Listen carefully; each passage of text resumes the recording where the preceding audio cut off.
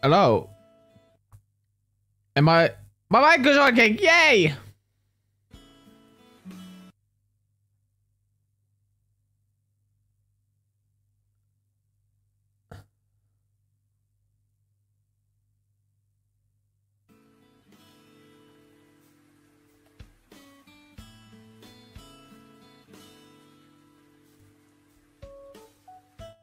Hello. Am I? My mic is working. Yay! Okay. Guys. Let me show you guys this stuff, okay? So, as you can see on my screen, it looks like a normal one, but over here, we got 2 new Poppy Playtime. So if we click on it, it will pop up this.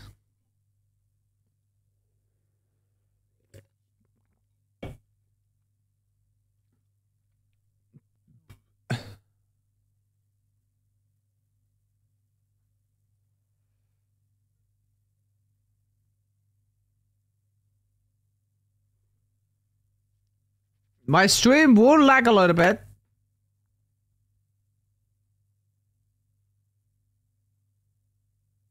My stream is lagging, holy moly. Hold up.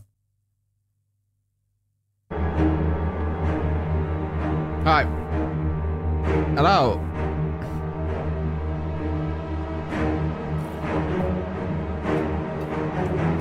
So guys, we got chapter 5, Dark Directory. So we're gonna go ahead and press new game and see what happens.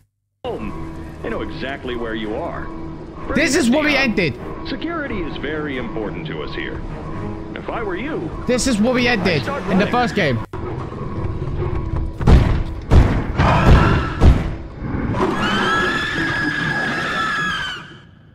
Wait, what?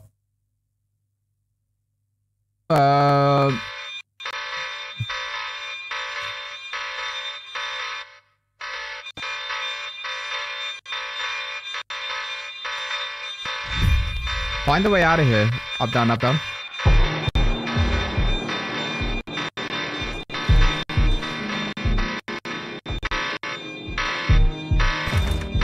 We can see the end of the world.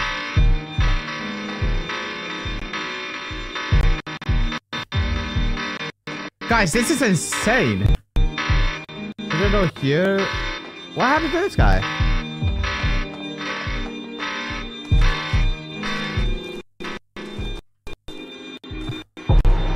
Dude, my stream is lagging. Hello? Alright, let's go here.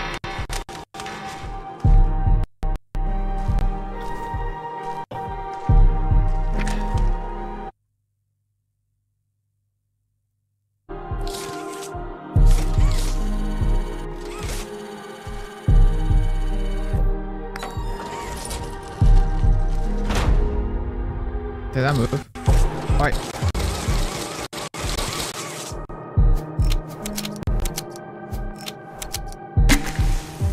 Yes, we still got the flare. Who's at this bitch? Hello? So yeah, this is a fan-made Poppy Playtime Chapter 5. This is not a real one, but this is a fan-made. And it actually looks real. Not gonna lie. We're going to any of the stores? Nope, okay. Find a way to charge the OmniHand.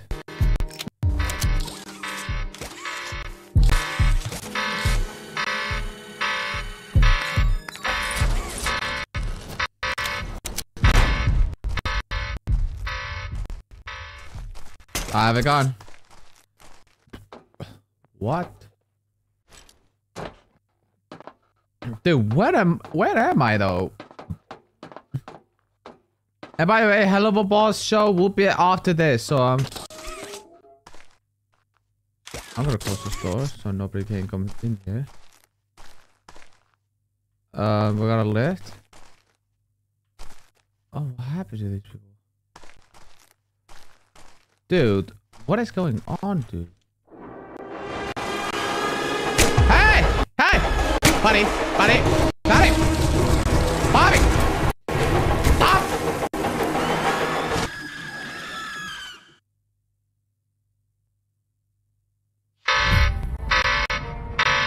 Find the children. My stream is still lagging. Hello?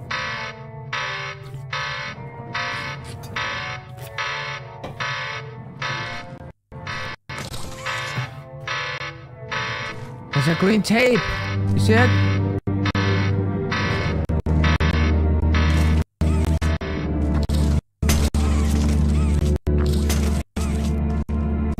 We could go in here though.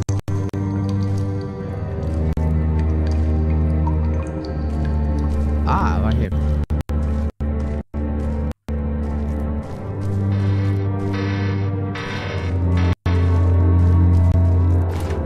So we can crouch up. There we go. Aha. Gotcha. And then let's do this. Bah. Bah. There we go. Green tape. Let's get it. Nothing else. Alright, let's just get out of here, boys. Oh. And bam. Nice. Are you good?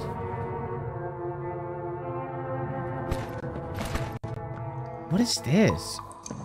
Hello. I'm scared. We've been here for a long time. Some of my friends are gone.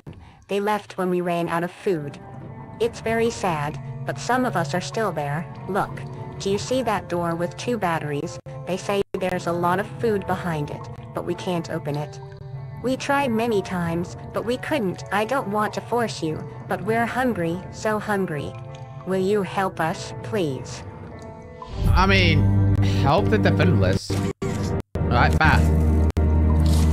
I got you guys. You guys can get a lot of food in there. Here you go, you're welcome. You want to open this? No. No. Alright. Oh, wait. Before, let me grab this. Oh, it stays open. Nice. What's in here? Aha! Oh, great tape. Give me that. Can I open this? Nope. Alright, bah! There we go. Alright, we got the green tape.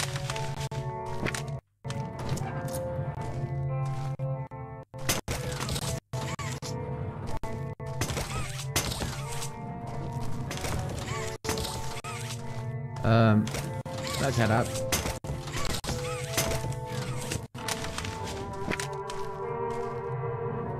I'm still in prison. I'm going here? Nope. I feel like we can't go in here though.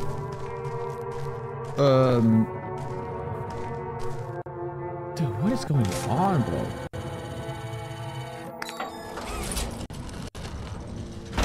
I'm getting my weapon out. Look for the card.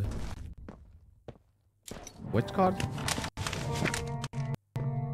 Oh, I guess we're going up here. Can we go in here? Nope. Alright, I guess we're going here then. Descending to Block 5 near the laboratory. They are issued at once to each subject who takes their belongings necessary for large body experiments. Our playtime team appreciates your discretion. Yep, check. Survive. What do you mean survive?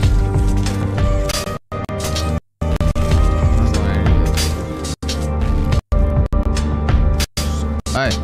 Hey. Hey. Hey. Oi. Stay back. I'm staying here. I'm staying here. You can't do anything. Could you leave, please?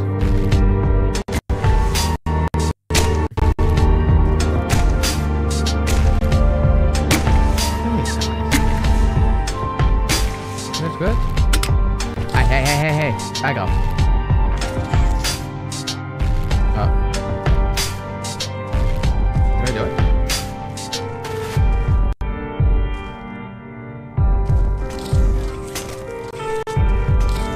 I did it? Soon. Oh, we need a battery cage. Why did that mean soon? Am I supposed to die?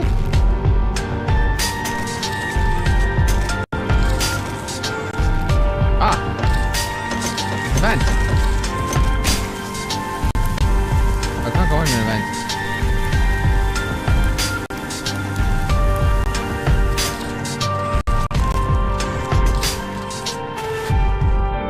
Am I supposed to go down?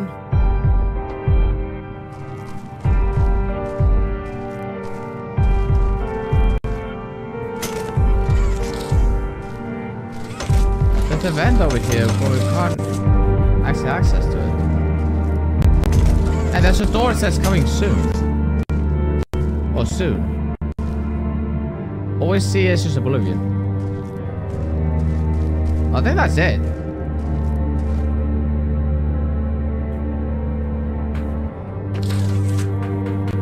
I can't pause the game.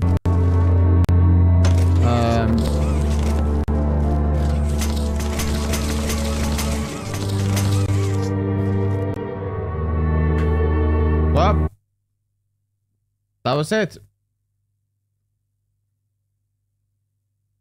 I think that was it.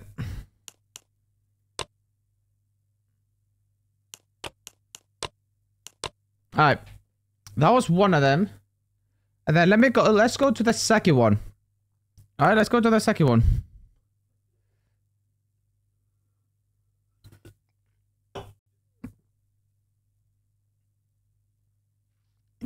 Hold on, let me do this. Let me do this, and then boom, boom, boom. So this is the second fan game, and it's the same heavy one.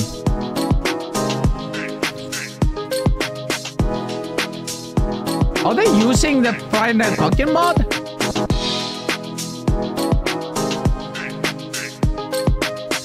So we've got chapter question mark and 2773. Alright, let's go chapter question mark. Chapter question mark, nothing. You go to a deeper place of Playtime Co. This company is deprecated as long time ago. Explore the factory and use your grab pack. Alright, let's do it. Then nothing. New object. New objective, explore. Up, down, up, down. Alright. Grab pack is getting handy. Can we go in here? Alright, flashlight is F. We know that. So yeah, by the way, this is a fan game. So this is not a real, like... This is not a real, like, Poppy Playtime franchise. This is a this is like a fan-made one.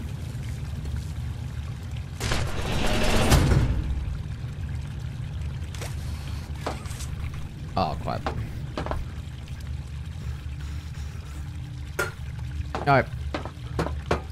So yeah, the first one, it was a little laggy, but we can still do it. Oh. And...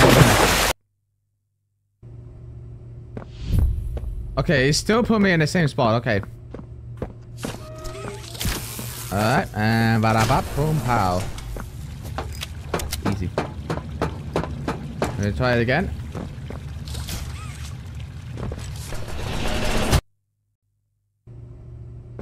I did not fail. Huh?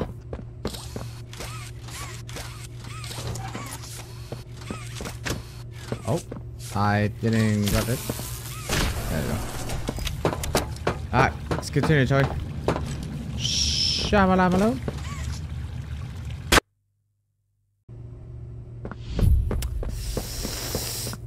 I'll see you guys. I'll see you guys in a little bit. This looks real so far. And I actually saw there was a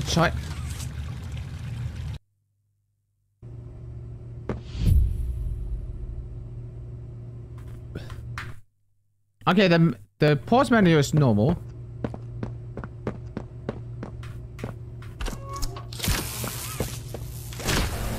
So yeah, from the first one, it was located like the okay. Okay. Yo, chat. Hello?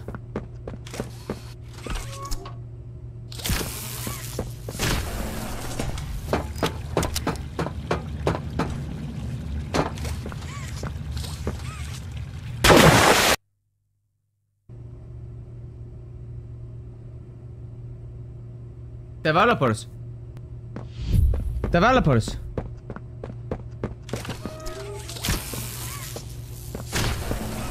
Hello? Can I make it pass?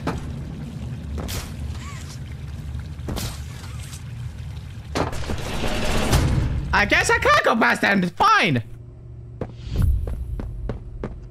Dude, I'm going to put speed on. Speed on. Speed on.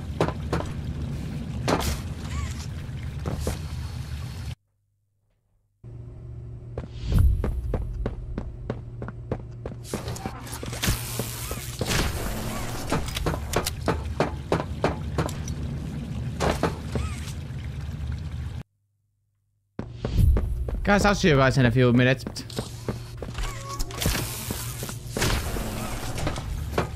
I'll see you guys in a few hours. Just let me pass! Just let me pass, man! Like, holy!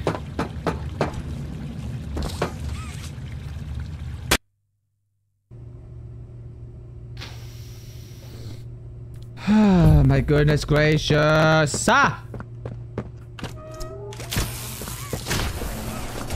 Dude, whoever made this game is...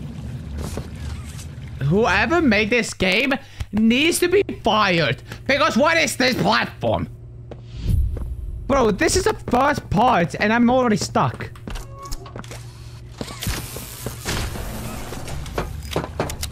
Like, brother.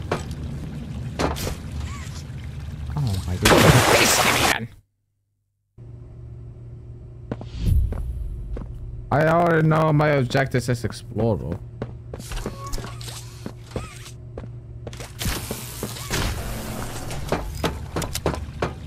Can you imagine chapter 5 though is alive? I did not fall on lava. I did not fall on the lava. Or whatever the purple thing is. I'm sorry. Or the red thing, like, it's splooch. There you go. If I don't get made, if I don't pass this test, I'm committing a hate crime. If I don't make this jump, I'm gonna commit a federal crime. There we go.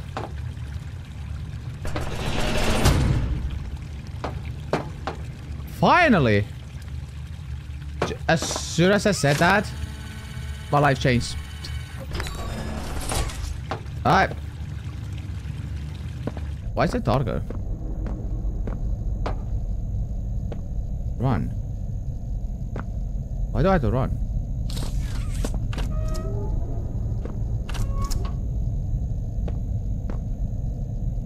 Why do I have to run?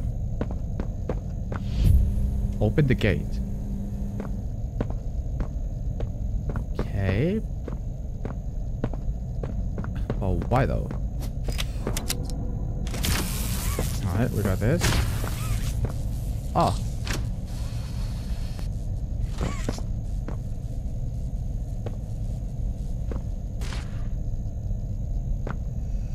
Okay. Wait, can we still make it up here? We can't. Okay.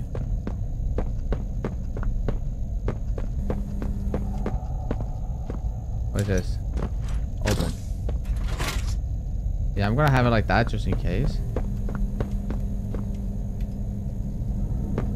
So we need to open this gate. Somehow.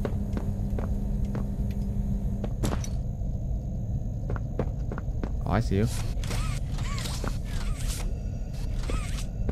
And I see one up here. Yeah, shit.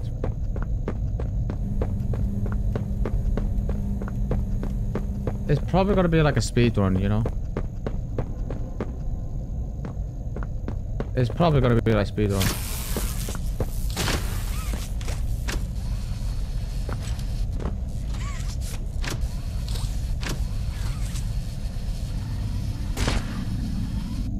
Can I only do it once? I can only do it once. Nah. I can only do it once? Oh, I'm back here? Hell no. Nah. Nah. I am going for that part. Nope. Put me back.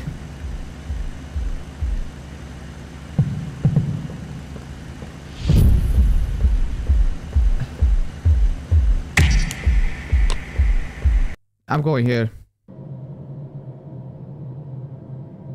Wait. Never mind, go back.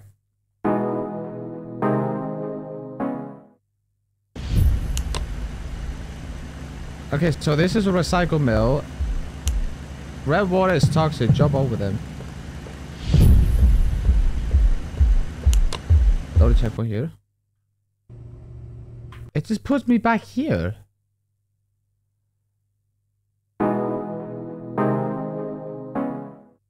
I'm not gonna make it again, dude. What about this one? Okay, just put me back to recycle. Oh, it's a start. So I have to... Okay, you know what? If it puts me back here, fine. I just have to deal with it. Oh my god. I literally had to do it first try, dude. Oh man. Okay. Okay. Sweet.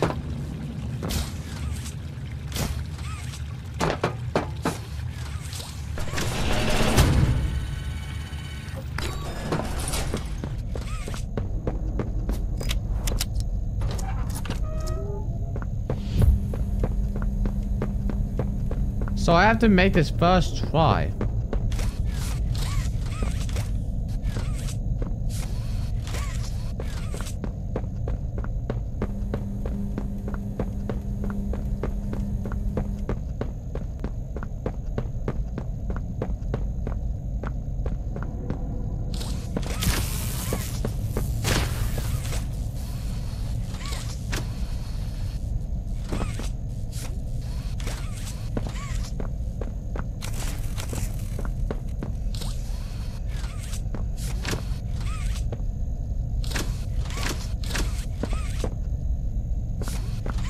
No.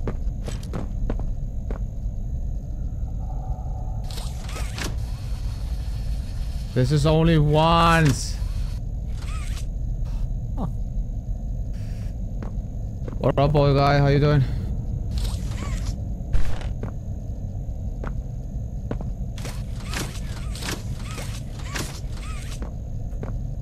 Oh my goodness gracious. Oh. What does this do? Let's just do this.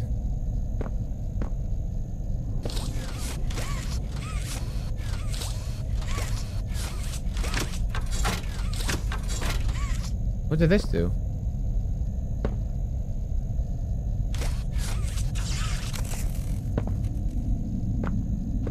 I can't go back up here.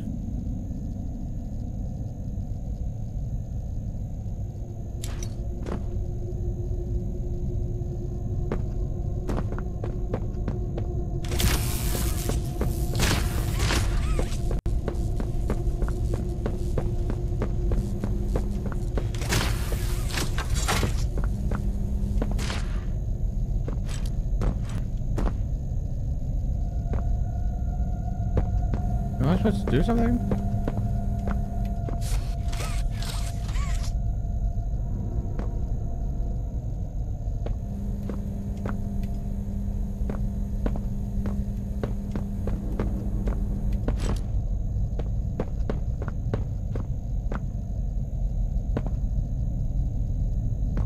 Am I supposed to do something like?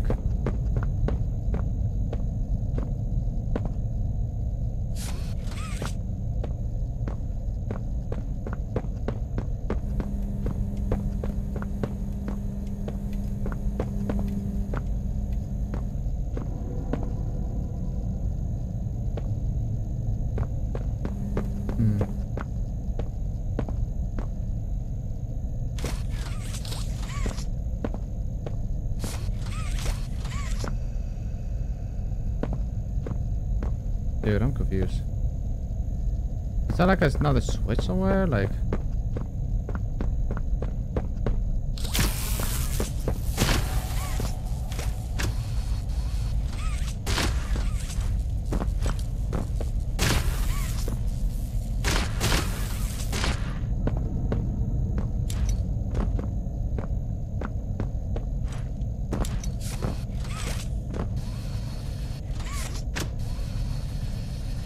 It sucks that doesn't work anymore.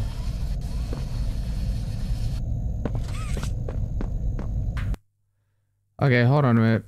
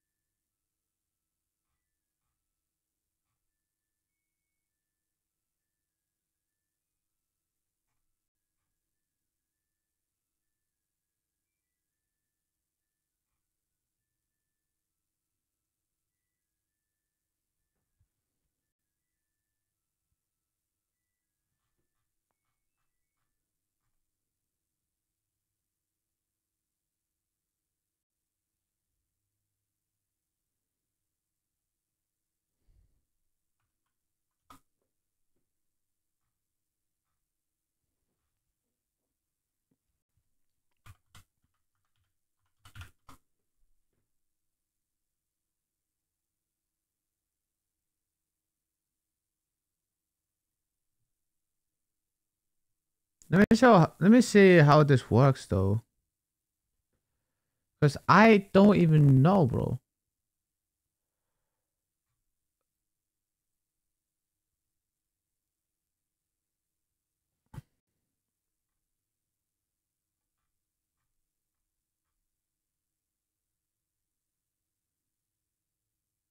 Can you imagine someone just pops out of nowhere?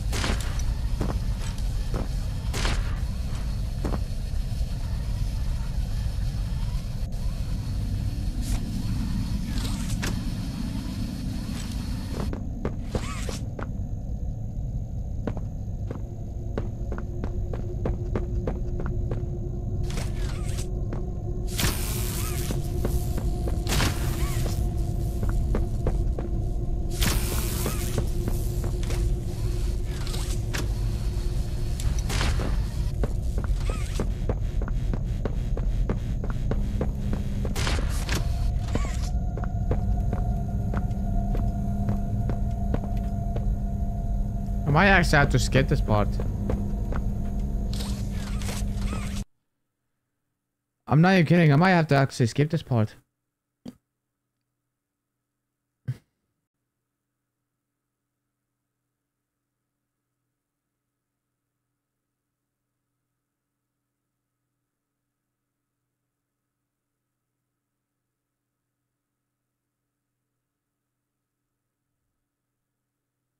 Yeah, guys, I might actually have to skip this part because this is broken. Let's do this one.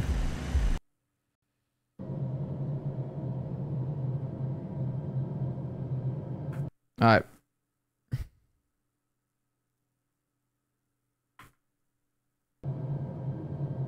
So now we are here.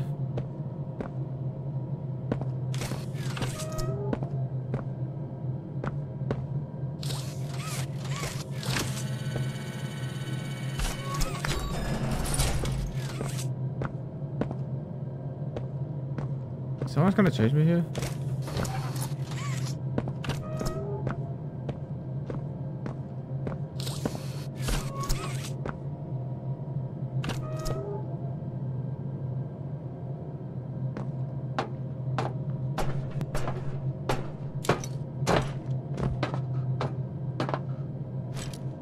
There we go.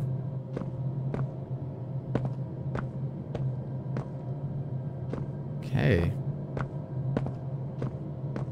This looks promising. I thought someone was there.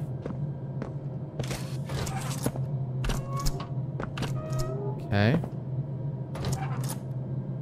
Is that a hospital bed? That's creepy. I'm closing every door behind me, dude. Because some bullshit is about to come out. Something is gonna come out and I don't like it. I'm closing every door.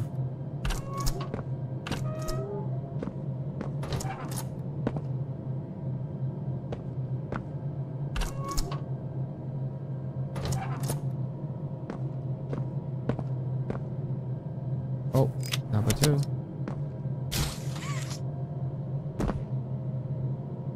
Dude, it's so dark in here. Oh, we're supposed to fall down. Alright. Here goes nothing. Geronimo!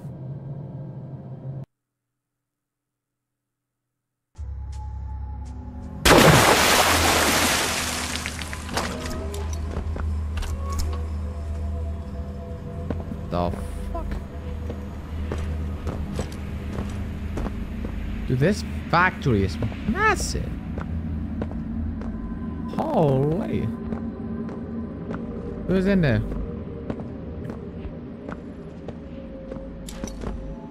Dude, that's a deep hole. Alright, we got some lever over there. Let me explore this a little bit. Okay, we cannot fall down there. Oh, that's good. I'm having my flashlight on. Let me get my gun real quick. In case some bullshit is about to pop up. Because I'm not gonna like it. It looks like we explored everything. Can we go here? Yes, we can. Anything? Any lockers to suck to? No. I'm exploring everything, dude. Cause you never know. And we got this, which may look like we're about to get chased. I already feel it. I already know we're about to get chased, so just be prepared, chat. Just be prepared. Because as soon as I press this lever, some bullshit is about to come out. I was wrong.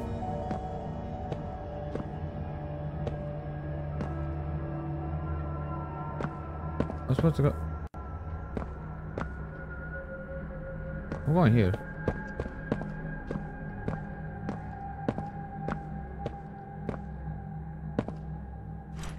Oh, I thought I was a dude for a second. What is is this?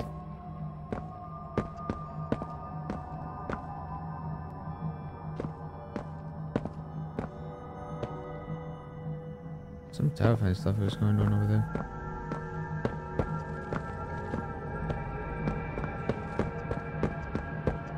I don't think I can close this by any chance. Let's just go down here. This end of the road.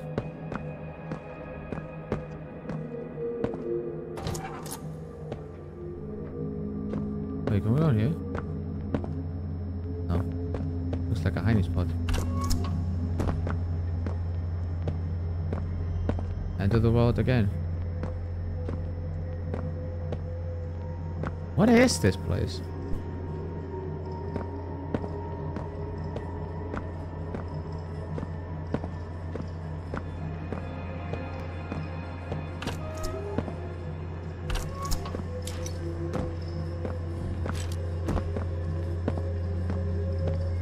Dude.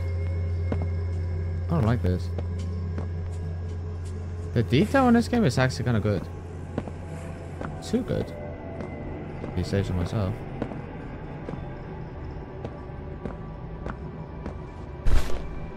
I'm exploring every room. Looks like a control panel with no door for some reason. And we got a dark hallway. Looks ominous. Why is that door over there? I don't know.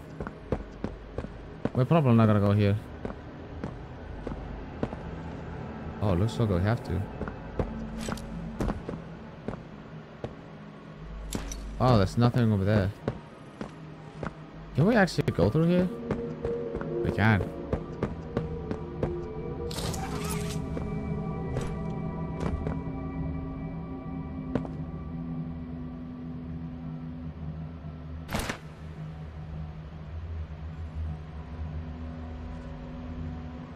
Let me close this door real quick. It looks like this is the end of the world. Should we jump down? Because there's nowhere I can go other than the void. Well, there goes nothing.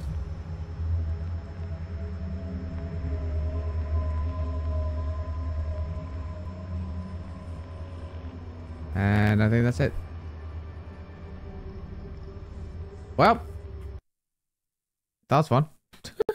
That was so fun. Alright, we're gonna check out this right here. The Safe Haven 2.0. Let's go visit that real quick. I don't think I have time to do a Hello World Boss this day. Up, down, not down.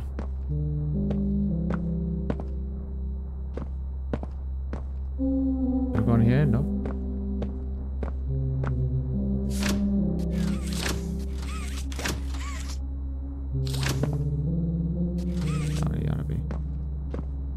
I hate you, Honoby. Who are you guys? You guys friendly? Looks like that. Duggo, even though I love you. I wanna bring it down. Hello. Hey, you guys. It looks like a hospital. Oh, we got a thingy over here.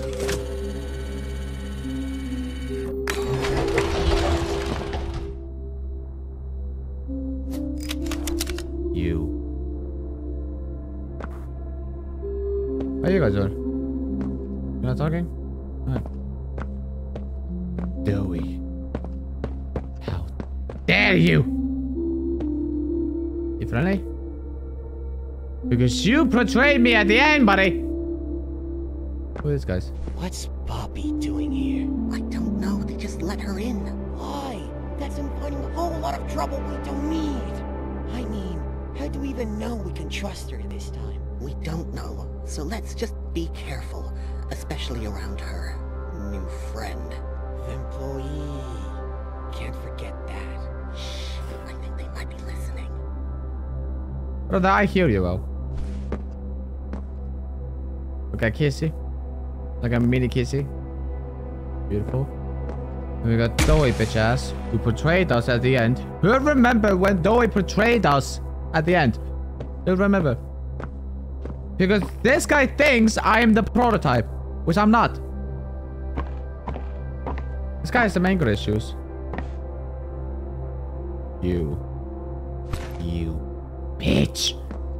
What happened to Kissy? Is she good? Poppy, you absolute.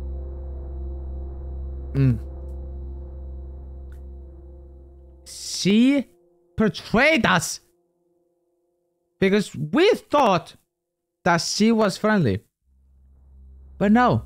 At the end, she betrayed us because she know the prototype. Even though the prototype said it's time to go home, she got scared and left us. And in the next chapter, if you betray us again, I will never forgive you. Because that was not it. Let's go, homie. This guy. Hey. How you doing? Sorry if I shoot your flare up. Some other people as well. This guy's not moving at all. Can't move him. Hello. What are we doing here? Who are you? Is Kissy going to be okay? Yes, it's gonna be okay. What's this? Oh, and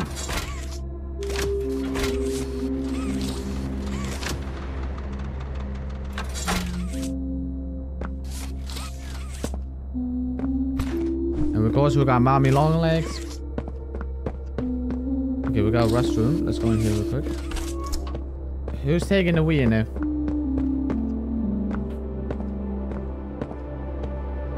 on. Absolutely no one.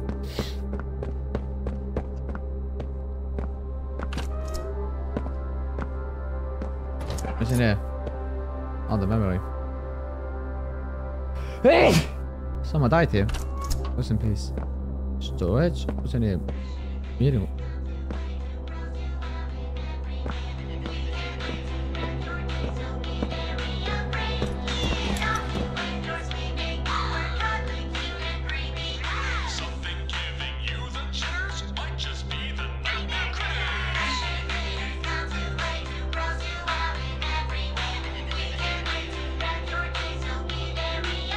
Okay, that's enough, that's enough. Shut up. Shut up! Alright, what are we doing?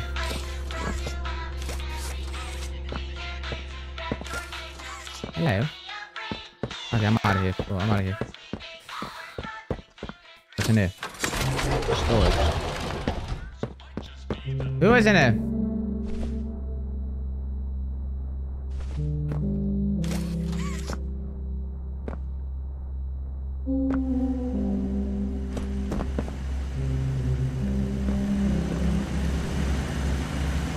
This fan is high. Bro, this fan is going wild, bro.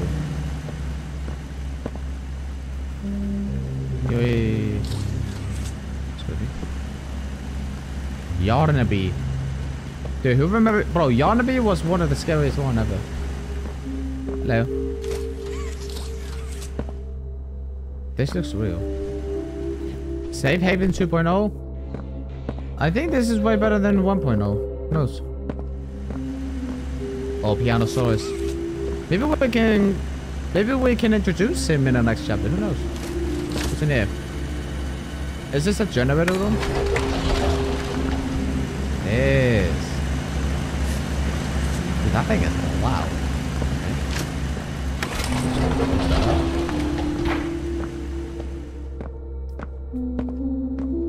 What's over here?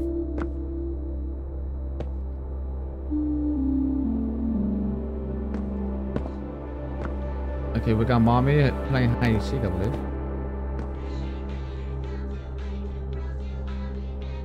Stop. Okay. Red, green. Hello. You good? What's in here? Oh, it's the back entrance. Okay. So, Dowie, I will never forgive you about betraying me in the end. Huh? I will never forgive you! Unless you come back alive and saved us at the end. Can you imagine Dowie came back at the end? Bro, let me predict this, okay? In chapter 5, I'm gonna guess the end of chapter 5, Dowie is gonna save us. Dowie is gonna come back alive. Even though we crushed him through the thin ice. He will probably have some left, a little bit of dough left. He will come back, saved us from the prototype. Thoughts? I'm just saying. I'm predicting. You never know. You never know. So I think that's it.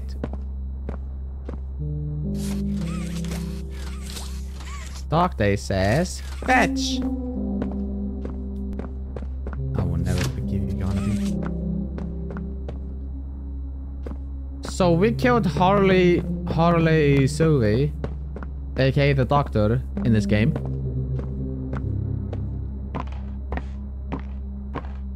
And of course we got Poppy and Kissy Missy.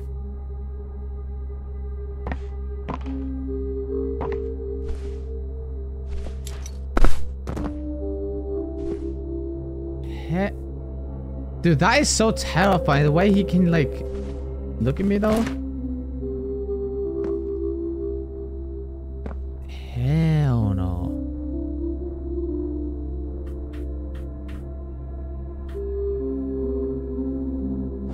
That's terrifying, though.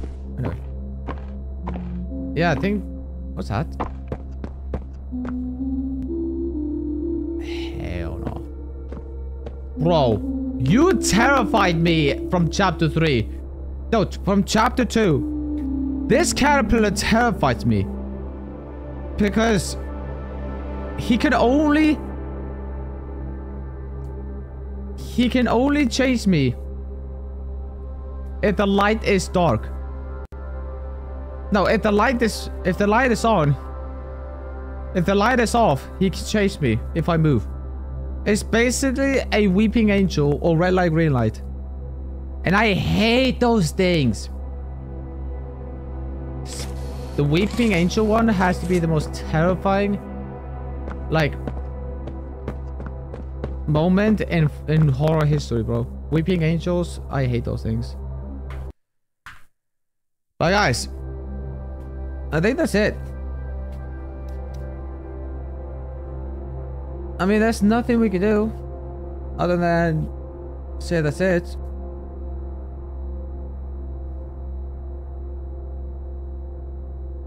I miss wait, what is this? I miss home. Daddy, mommy, me, Bruno. Holy. Tic-tac-toe. Okay, who's Bruno?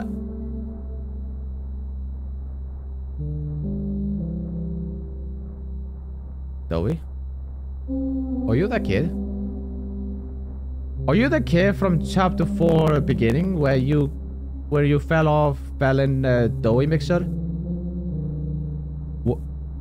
What if this kid is Dowie? The kid who fell in a Dowie mixer from the beginning of chapter 4? Do you remember that?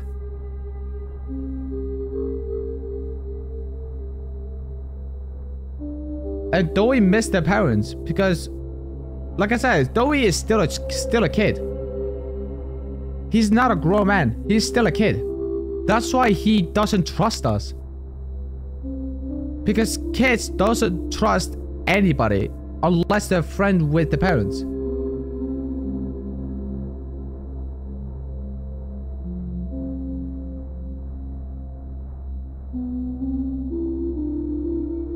Think about it though. You know? And Bruno must be Dowie's dog, who probably passed away, which sucks. And then mommy and daddy probably dead too. Or probably missing, or probably living this life without Dowie. Man.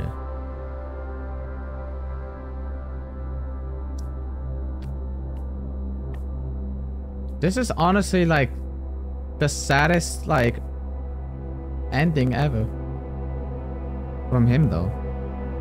Like,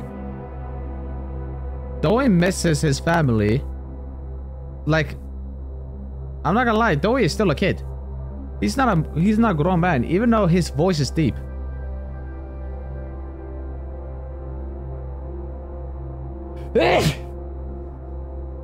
Like, he is scared. Okay?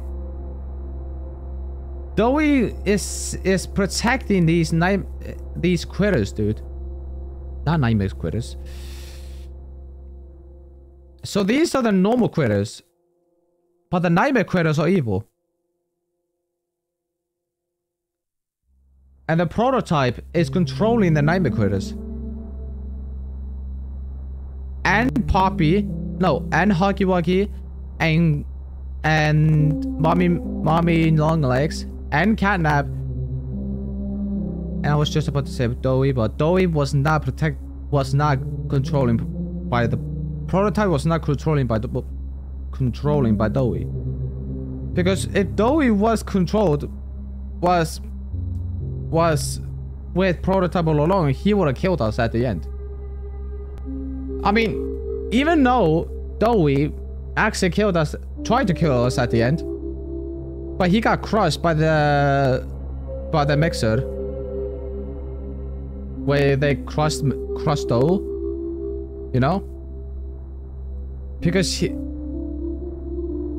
Doi hates ice. Doi's weakness is ice.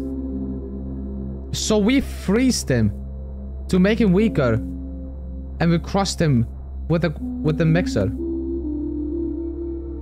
and we killed him at the end. Because Doi didn't even know us. I mean, he knew us from the start. He actually saved us when we encountered the Pianosaurus. And like, I know there's so much lore in this game. Like, I have played Chapter 1, Chapter 2, Chapter 3, and Chapter 4. And I'm guessing that Chapter 5 is going to be the final one. Because we made it so far that we have to confront the prototype. In Chapter 5, I'm guessing, if you remember, at the end of Chapter 4, we went to abandoned lab at the underground, which is aka the prototype's laboratory. I'm not kidding. We would have entered the prototype's laboratory, where Harley Sui was the doctor who was actually made in the lab, and LePierre is actually the prototype. I'm not kidding. LePierre is actually the prototype. You want to know why? Because he pre-recorded. He knows I actually entered there. And then he says, if I was you, I'll run. So that means he is the prototype. But listen, I might be wrong here, but I know the future. We know that LePierre is actually behind this all along, because he says, if you enter here, you might get, if you access to the laboratory, you might get shot. Which is not true, because there's nobody underground except me. I'm the only employee who is stuck at the factory, and I didn't realize. And then we came so far down below, nearly all the way to hell, by the way. And then we came across Huggy Wuggy, which is, I didn't realize he was alive. Either he faked his death, or someone resurrected him and made him alive. Or Huggy Wuggy was trying to warn us about entering the lab. That's why he was trying to chase us. Or maybe he saw me and he realized he was trying to kill me. And then LePierre is actually the prototype, which we already know. We never know. If I was right, Mob Entertainment, you better put me as employee of the month in the game. Because if I know that Lapierre is the prototype, it might be some random... Because I remember from the lore, Lapierre wanted to be the boss of this entire factory. And Harley Sue, Lapierre is actually the co-founder of the factory. If I remember the storyline in this game. And then Harley Sue, if that's his name, got so jealous of him only doing some hard work, and then he decided to go on rogue and kill the entire employee in the factory so he could be better. And then he got stuck in the factory, and then he became the doctor, which is the scientist. Harley Survey is actually the scientist who was stuck in the laboratory, and then he got trapped in the doctor's office, I believe. In the doctor's, like... actually, maybe he became the TV, if you remember the doctor at the laboratory. If you remember the beginning of the game, we encountered the doctor for the first time, which is literally an eyeball in a TV, saying us about warning us about going further in the lab or further underground. Meaning, Ollie from chapter 2, if you remember Ollie from chapter 2, we thought that Ollie was a good guy or good person and helping us going further. But as soon as we encounter Ollie again, we heard the prototype's voice, which prototype can actually mimic every one of the voices. Lapierre, Harley Survey, Ollie,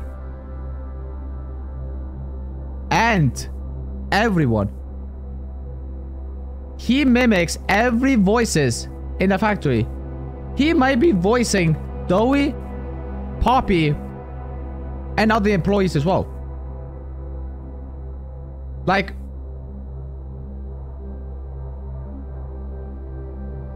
honestly, this is insane from perspective and encouraging. Like, we came so far down to the underground to confront the prototype, like defeat the prototype, and like, if you don't know, from chapter 4, we were trying to destroy this factory from the start.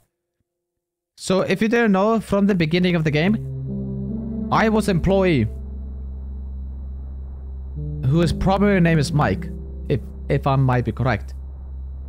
And we were in the factory alone. Nobody was here. The factory was abandoned from many years ago. And me, as a player, didn't realize we were fucked. Or we were screwed about going into this abandoned factory with every single entity in the game.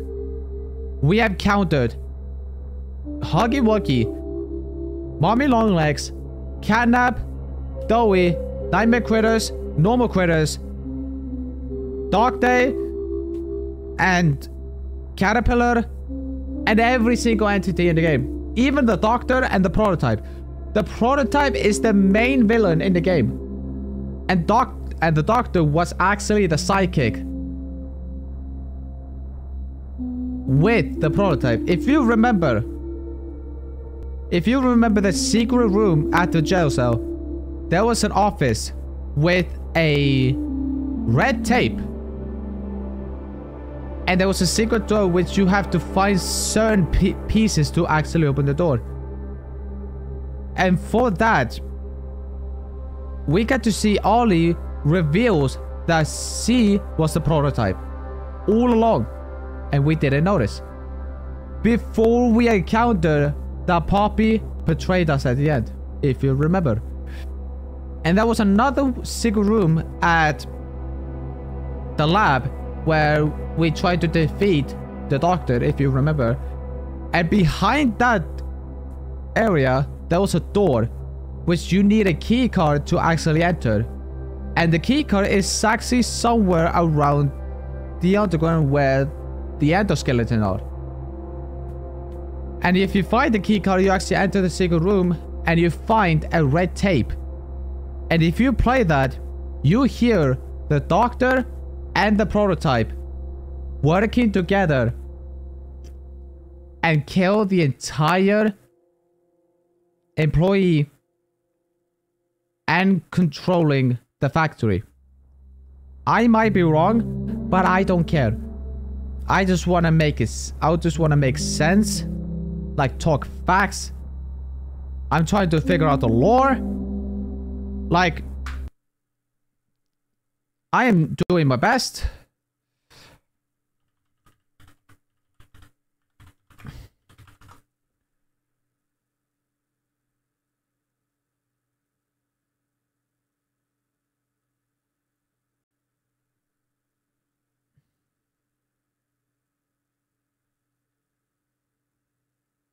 Game theory, the complete lore of Poppy Playtime. Guys, we're about to enter the lore of Poppy Playtime. Alright, this is from Game Theory as well. And we're about to figure out everything. Alright? We're about to figure out everything about what is going on. So this is a 34-minute video.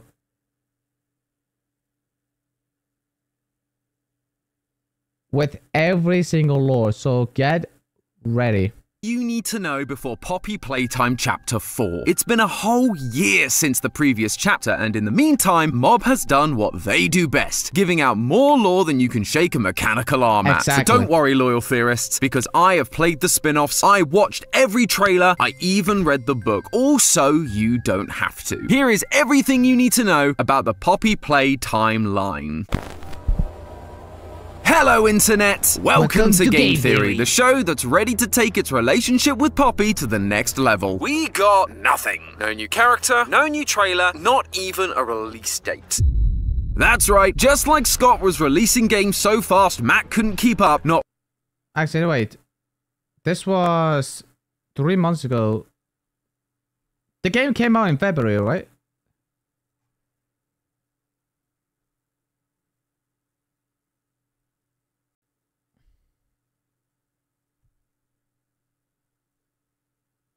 Oh look, that's me. I didn't realize I'm actually at the live section over here. That's crazy. Anyway, I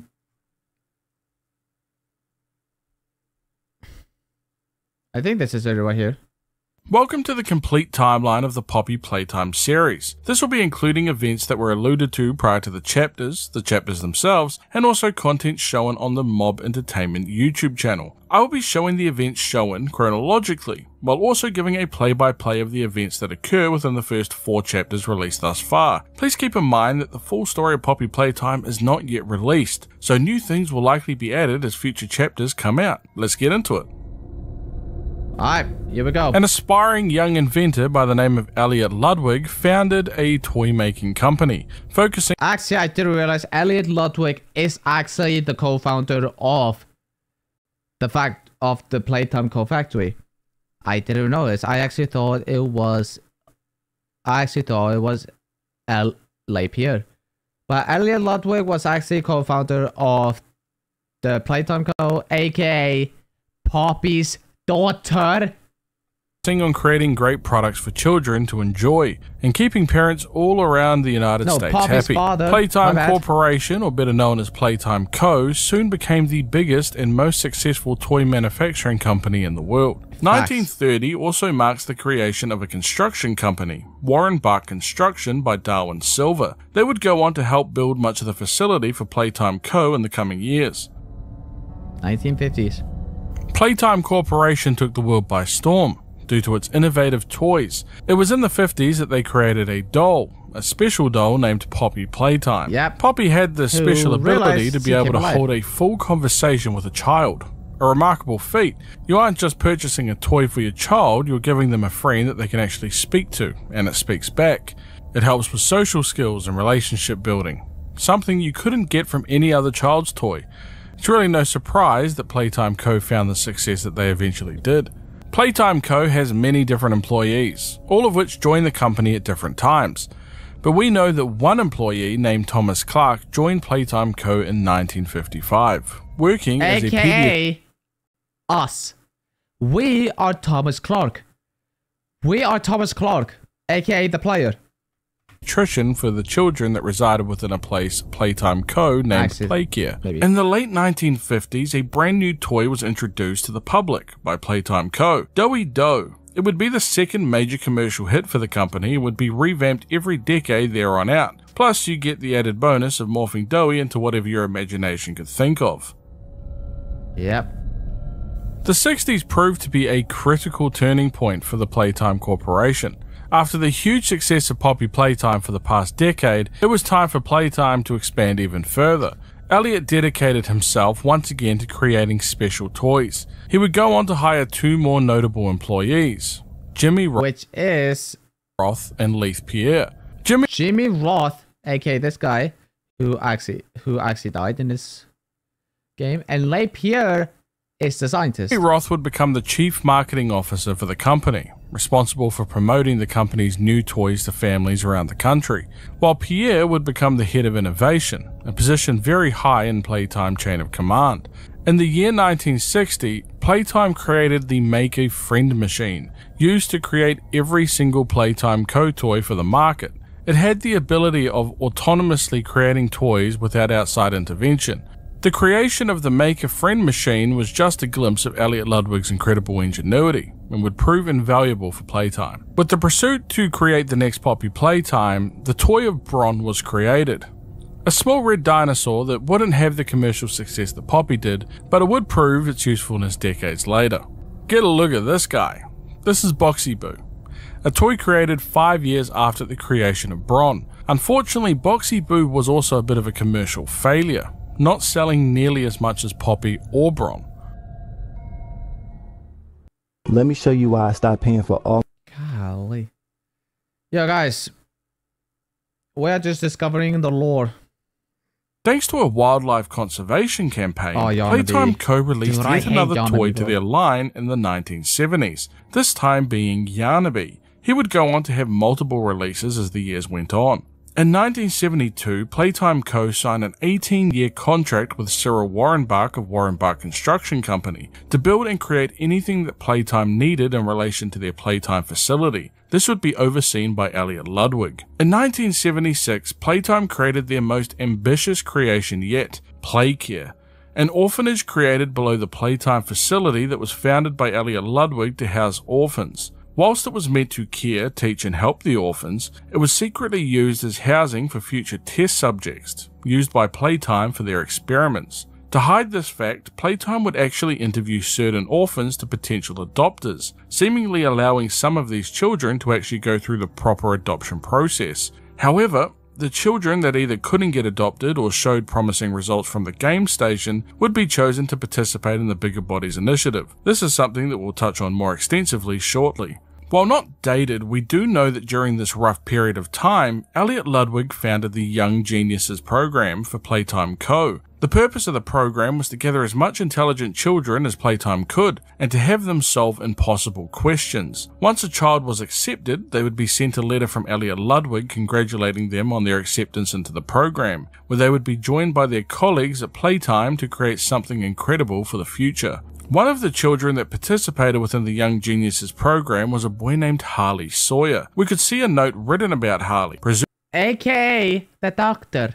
presumably by Elliot. It talks about Sawyer's lack of friendships and how serious he is about everything regarding his work. Sawyer. He sees a drive that he's never seen before, yeah, I was right. and he is incredibly intelligent to boot. Sawyer is the embodiment of what Elliot was looking for when he created the program. Another interesting point noted is that Sawyer almost never smiles. However, the few times that Elliot has noticed him smile is when he is working on an invention or an experiment with Elliot. Elliot has tried to get to know the young man better, but he doesn't give away much, saying that he clearly doesn't think much of his home life, by the way in which he speaks about it, saying that he feels sorry for Sawyer. But Sawyer told Elliot that just being here with him and doing the things that they're doing is all that he ever wanted. Elliot expresses his admiration for the boy, saying that he wants to keep him around, considering him something special, and if he's correct, he could be the one to lead science into the future. It's hard to know exactly how long passes between the notes, but we do know that at some point, Elliot Ludwig actually removes Harley Sawyer from the Young Geniuses program. Despite how much it pains Elliot and how much he doesn't want to discourage or hurt Sawyer, saying that his mind is brilliant, probably the most brilliant that he's ever seen, reinstating that working with Sawyer has been one of the most rewarding experiences of his lifetime. But despite this, he cannot continue to lie to himself or hide a very glaring flaw in Sawyer, his lack of humility. He states how science should serve humanity, and that progress for the sake of progress does more harm than it does good. And throughout Sawyer's time in the program, Elliot has tried to temper his humility, much like he had to do to himself in his youth, but it only incites anger in Sawyer, saying that Sawyer actually lashed out at Elliot one evening and stormed out of the lab, telling Elliot not to be so soft, and how progress doesn't care about how anybody feels about it. This way of thinking scared Elliot, and he was lost in finding a way to actually convince Sawyer of an alternative. He began reflecting on his own youth, where even himself had a similar outlook as Sawyer does, saying that the one thing that truly changed him and gave him a new perspective on things was seeing the world and people bouncing back from rejection and hardship through connection, saying that rejection can sometimes be the very best thing for us. It reminds us why actions matter and who they're for. It made him a better person, and as such, he hopes that by removing Sawyer from the Youth Geniuses program, it will make him better too. He finishes the letter by challenging Sawyer to head for home and to look at the people around him, try and look for a new perspective, and to better know why progress actually matters, hoping that one day he will understand and even perhaps thank Elliot.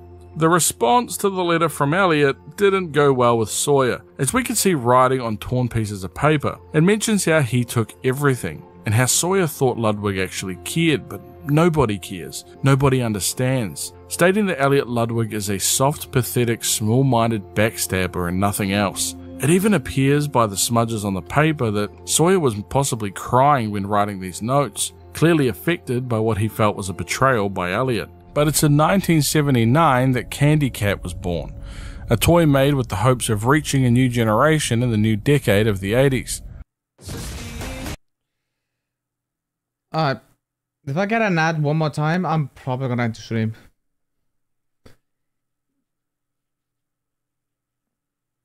Like, if I get an ad one more time, I'm probably gonna end the stream because I don't wanna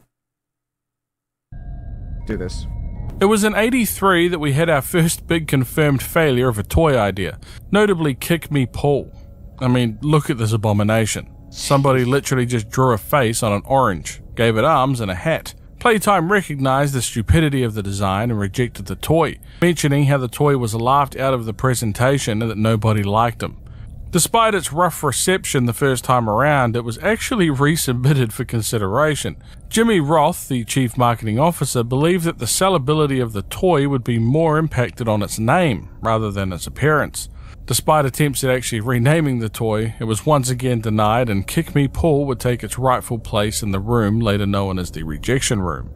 34 years after the creation of Poppy Playtime will come the second major selling success in Playtime Corporation's lifespan, this time the creation of a toy named Huggy Wuggy. The purpose of this toy was its ability to give children hugs using its long arms and pleasant and welcoming demeanor. It became one of Playtime's most successful products, and was quickly considered a signature toy alongside Poppy Playtime.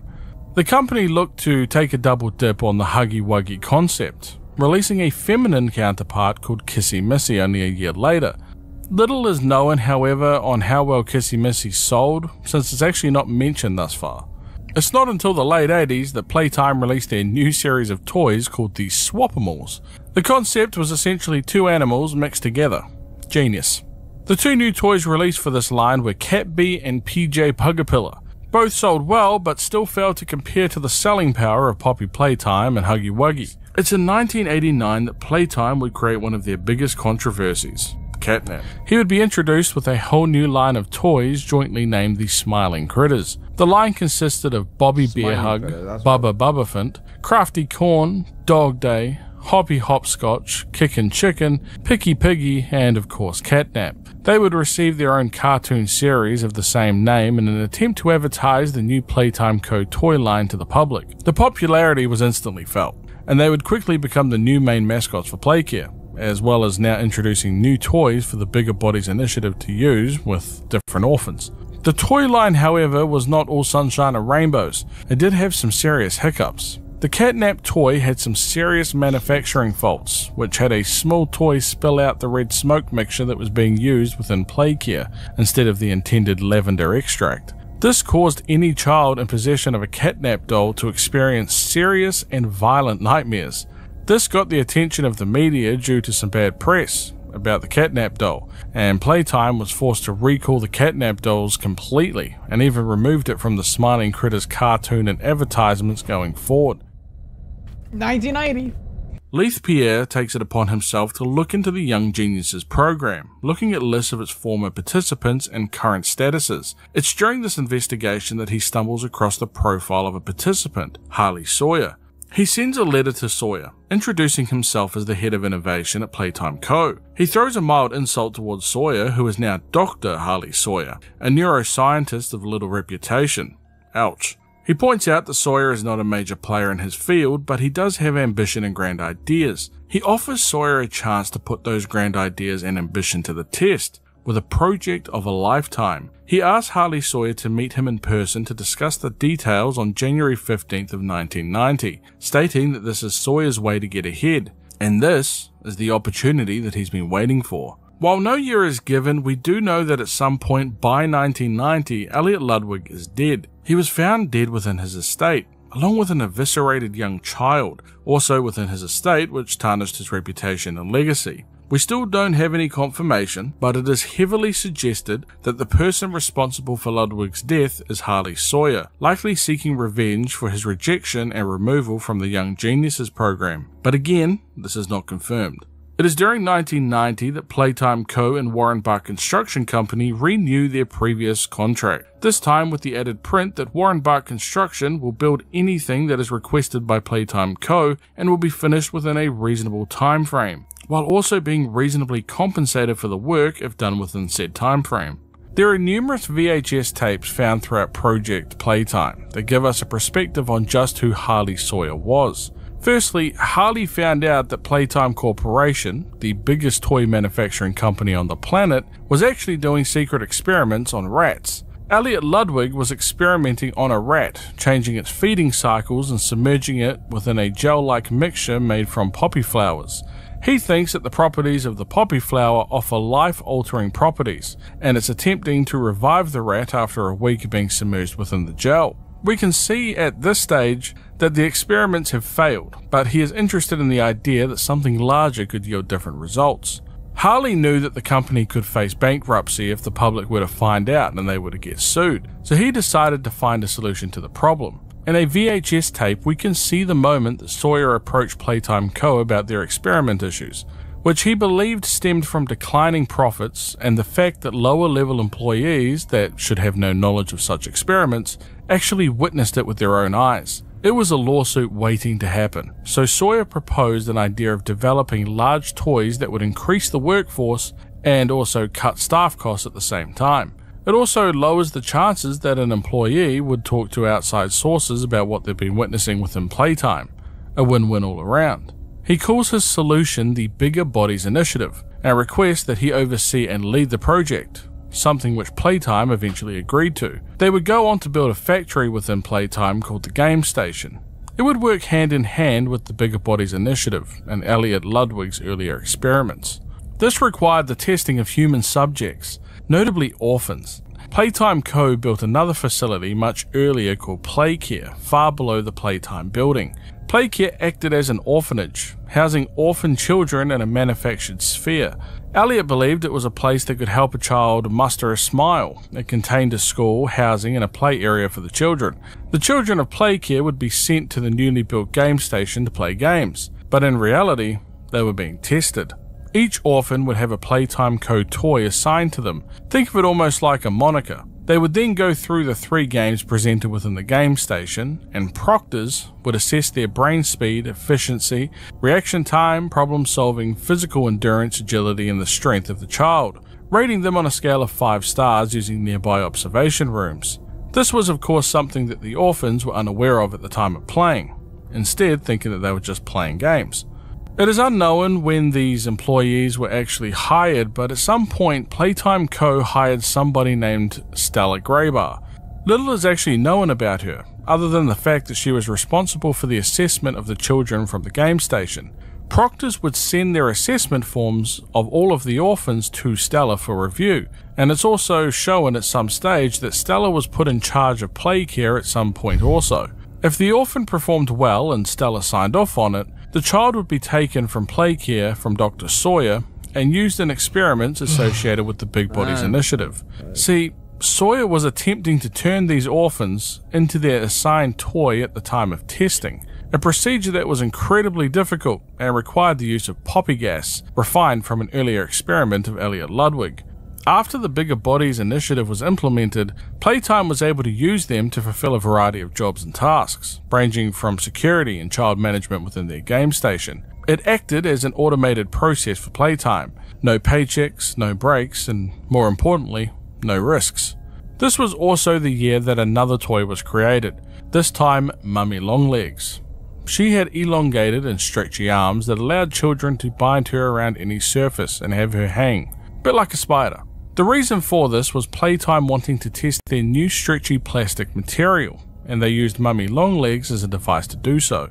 We know that shortly after the meeting with Leith Pierre, Harley Sawyer would begin taking part in Playtime's experiments. We have a few testing notes that show some of the earlier experiments, created after the prototype but still early enough that almost all of them were failures. Experiment 1015, for example, was spoken about by Sawyer, and how its neural reactivation failed, saying that the use of systematic tissues seemed initially promising, but it yielded no results. The subject ultimately failed, but this doesn't discourage Sawyer at all, saying that this is simply a new field of science and there is no clear path ahead. We also see experiment 1026, an experiment that was alive for only 45 minutes. But only 3 of those minutes actually contained anything resembling a conscious state. During its first signs of awakening, 1026 sat upright and was startled by something. It began blinking at the other end of the observation room. The staff quickly began checking equipment and proceeded to ask 1026 questions, but they would get no answers. It did, however, look at the person speaking to it and was able to track moving objects, such as the staff's index finger when prompted. 1026 would then lay back and close its eyes. Only a few minutes would pass before its blood pressure began to fall and would eventually die.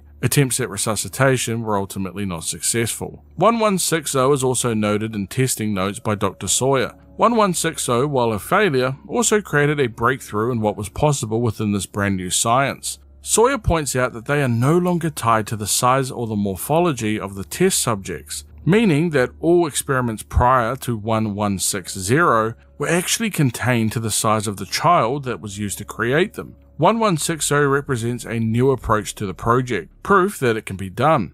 He will be the first of this new initiative, the best of these bigger bodies. They'll continue to improve their procedures, and on top of that, Leith and his money men will be finally happy. They will have their investments and see money saved, which means that Sawyer will be able to continue on with his work. He views the findings of 1160 as extremely promising.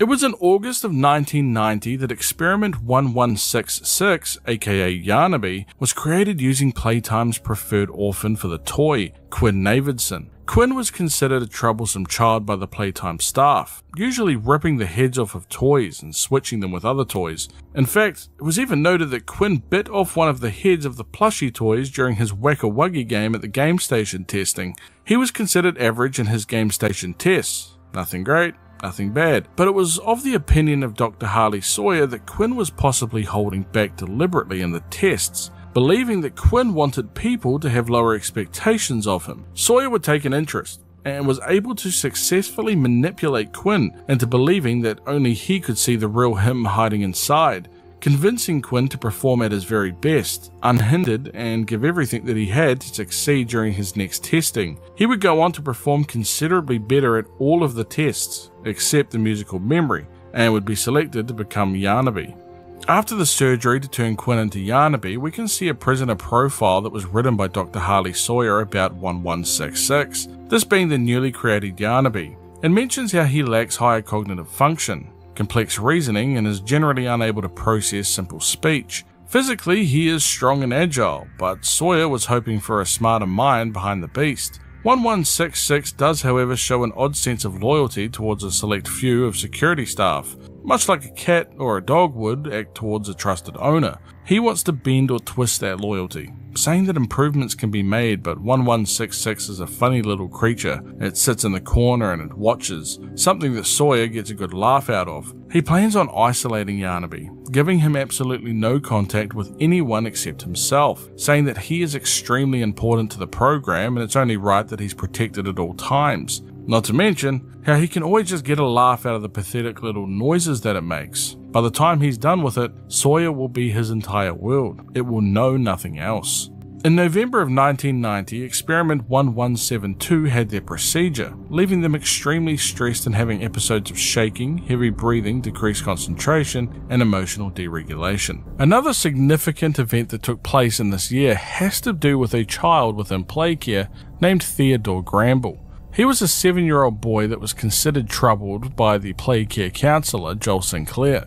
Theodore regularly spoke and made drawings about a friend of his. Sinclair believed this to simply be an imaginary friend, hardly unusual for a child his age.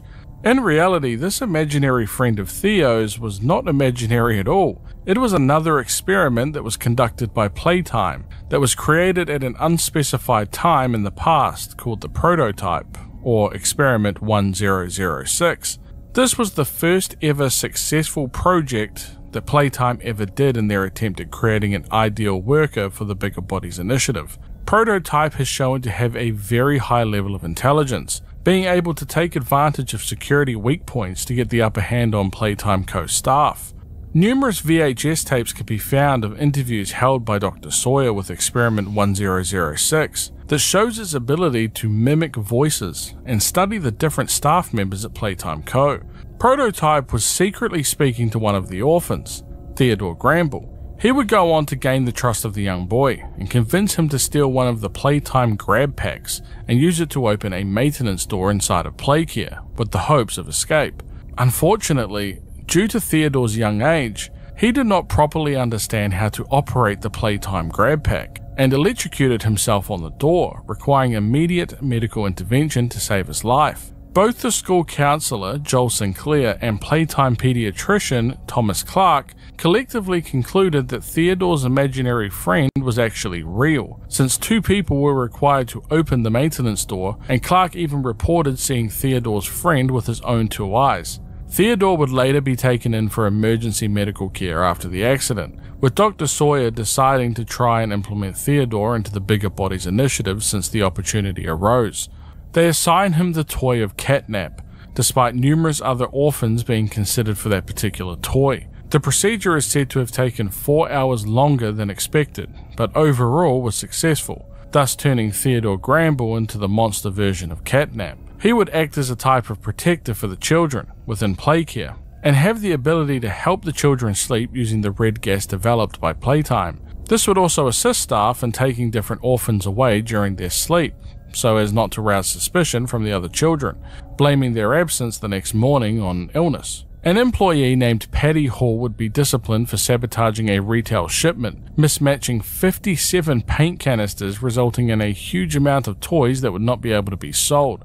The revenue loss was significant, and Playtime Co. suggested that they had evidence to show for it as an act of defiance against the company. Patty would be demoted and sent downstairs to storage for further instruction, likely being killed down there. However, Theodore, aka the monster version of Catnap, remained within Playcare, which was unknown to the public. A report can be found regarding Theodore's procedure and what happened shortly after. Stella Graybar mentioned how the children reacted to the bigger body's version of Catnap, with half of them being terrified and breaking into tears.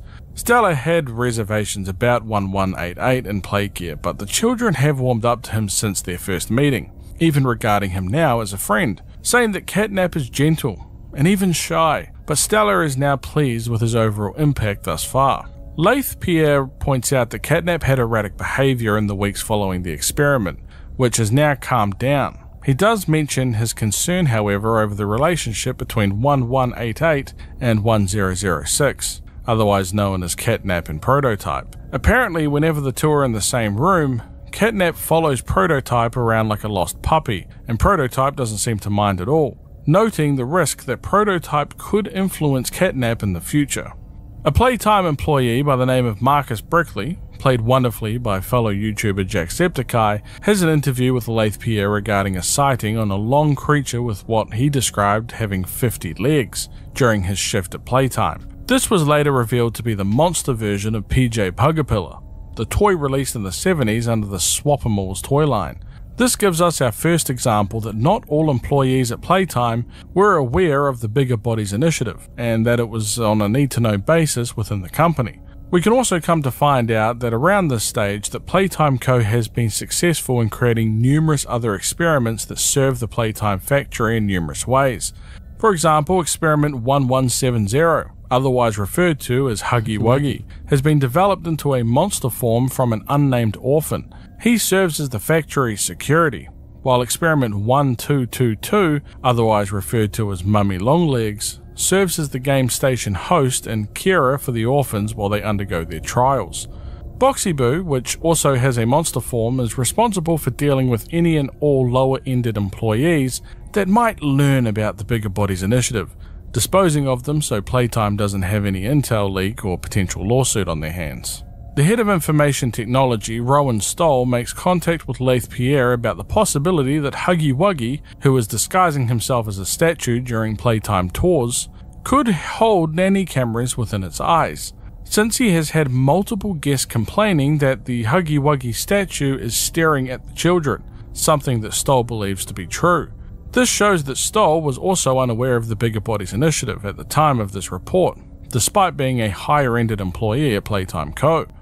It is at this stage that we can see that Rowan Stoll has more likely than not found out about the Bigger Bodies initiative, and is now attempting to go back on his earlier reports to Pierre, saying that he interviewed the maintenance guy and found that he just simply failed to lock Huggy Wuggy's eyes in place, causing them to dangle out. A clear lie, but informed Pierre that there would be no more videos about these instances from him.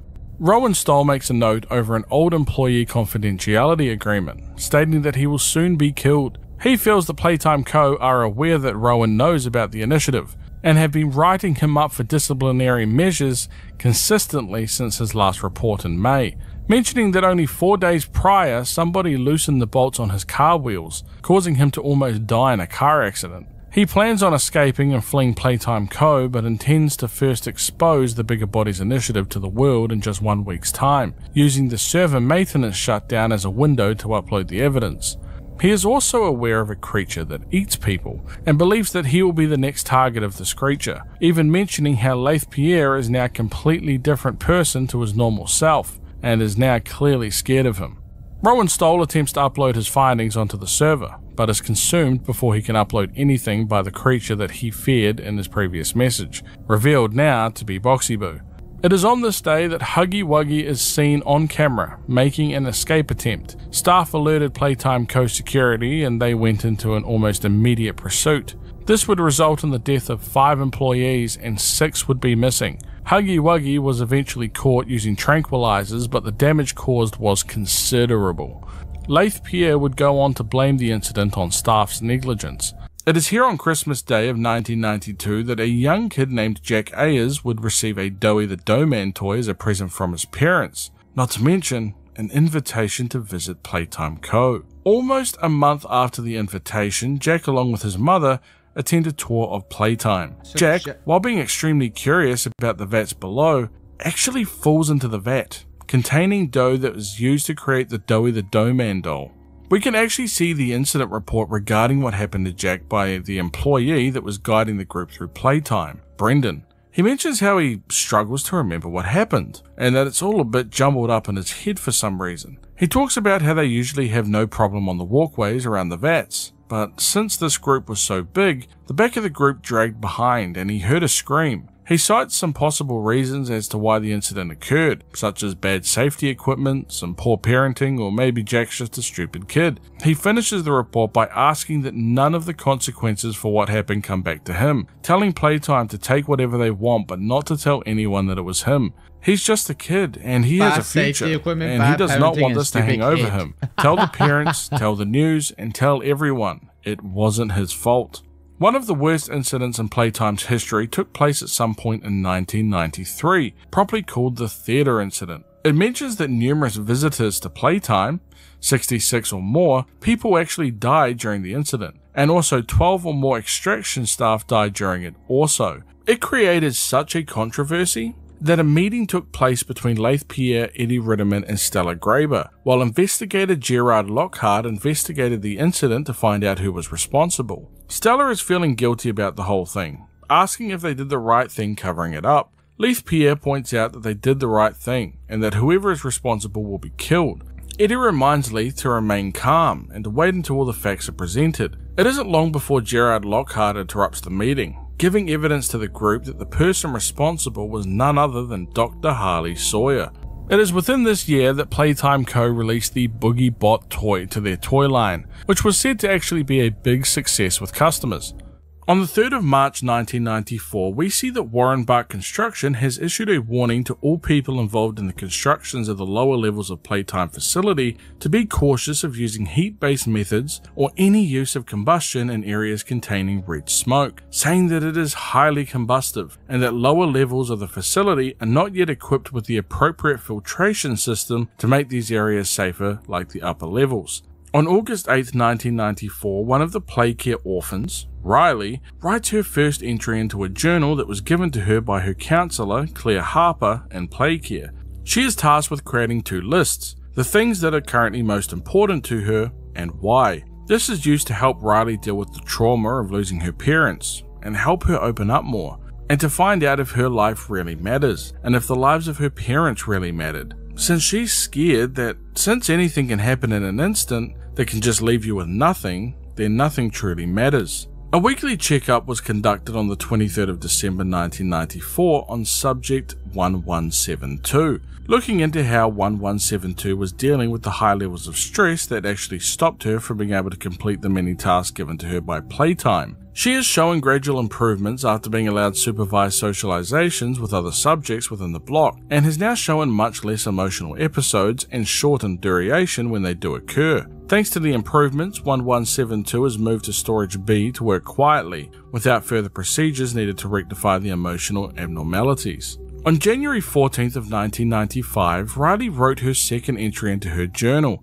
She speaks about how the children around her are talking about being chosen, saying that Riley struggles to understand, thinking that they may mean chosen for adoption. She decides to think about whether she even wants to be adopted, and tries to feel what the other children are feeling every single day, since if she was happy like them, then maybe she could appreciate everything more, and then maybe she might want to be chosen too. At some point in January of 1995, Subject 1424 undergoes their Bigger Bodies Initiative procedure. February 10th, 1995 is the final dated journal entry from Riley, the rest are all undated. She has been chosen by Dr. White, and for a while she hasn't known where she wanted to be, but finally she is happy. She's had a bunch of interviews, and many didn't like her, saying that she's too quiet or too anxious, and that she doesn't get along with the other kids. However, somebody must have taken a liking to her, since they've agreed to let her keep her journal. She hasn't felt like this since before her parents' accident, and Claire Harper, her counselor, has helped her a lot in recent moments deal with her grief. She looks forward to trying to grow into a woman that her parents would be proud of, and also to make more friends and to stay happy. Even considering the idea of opening her own orphanage like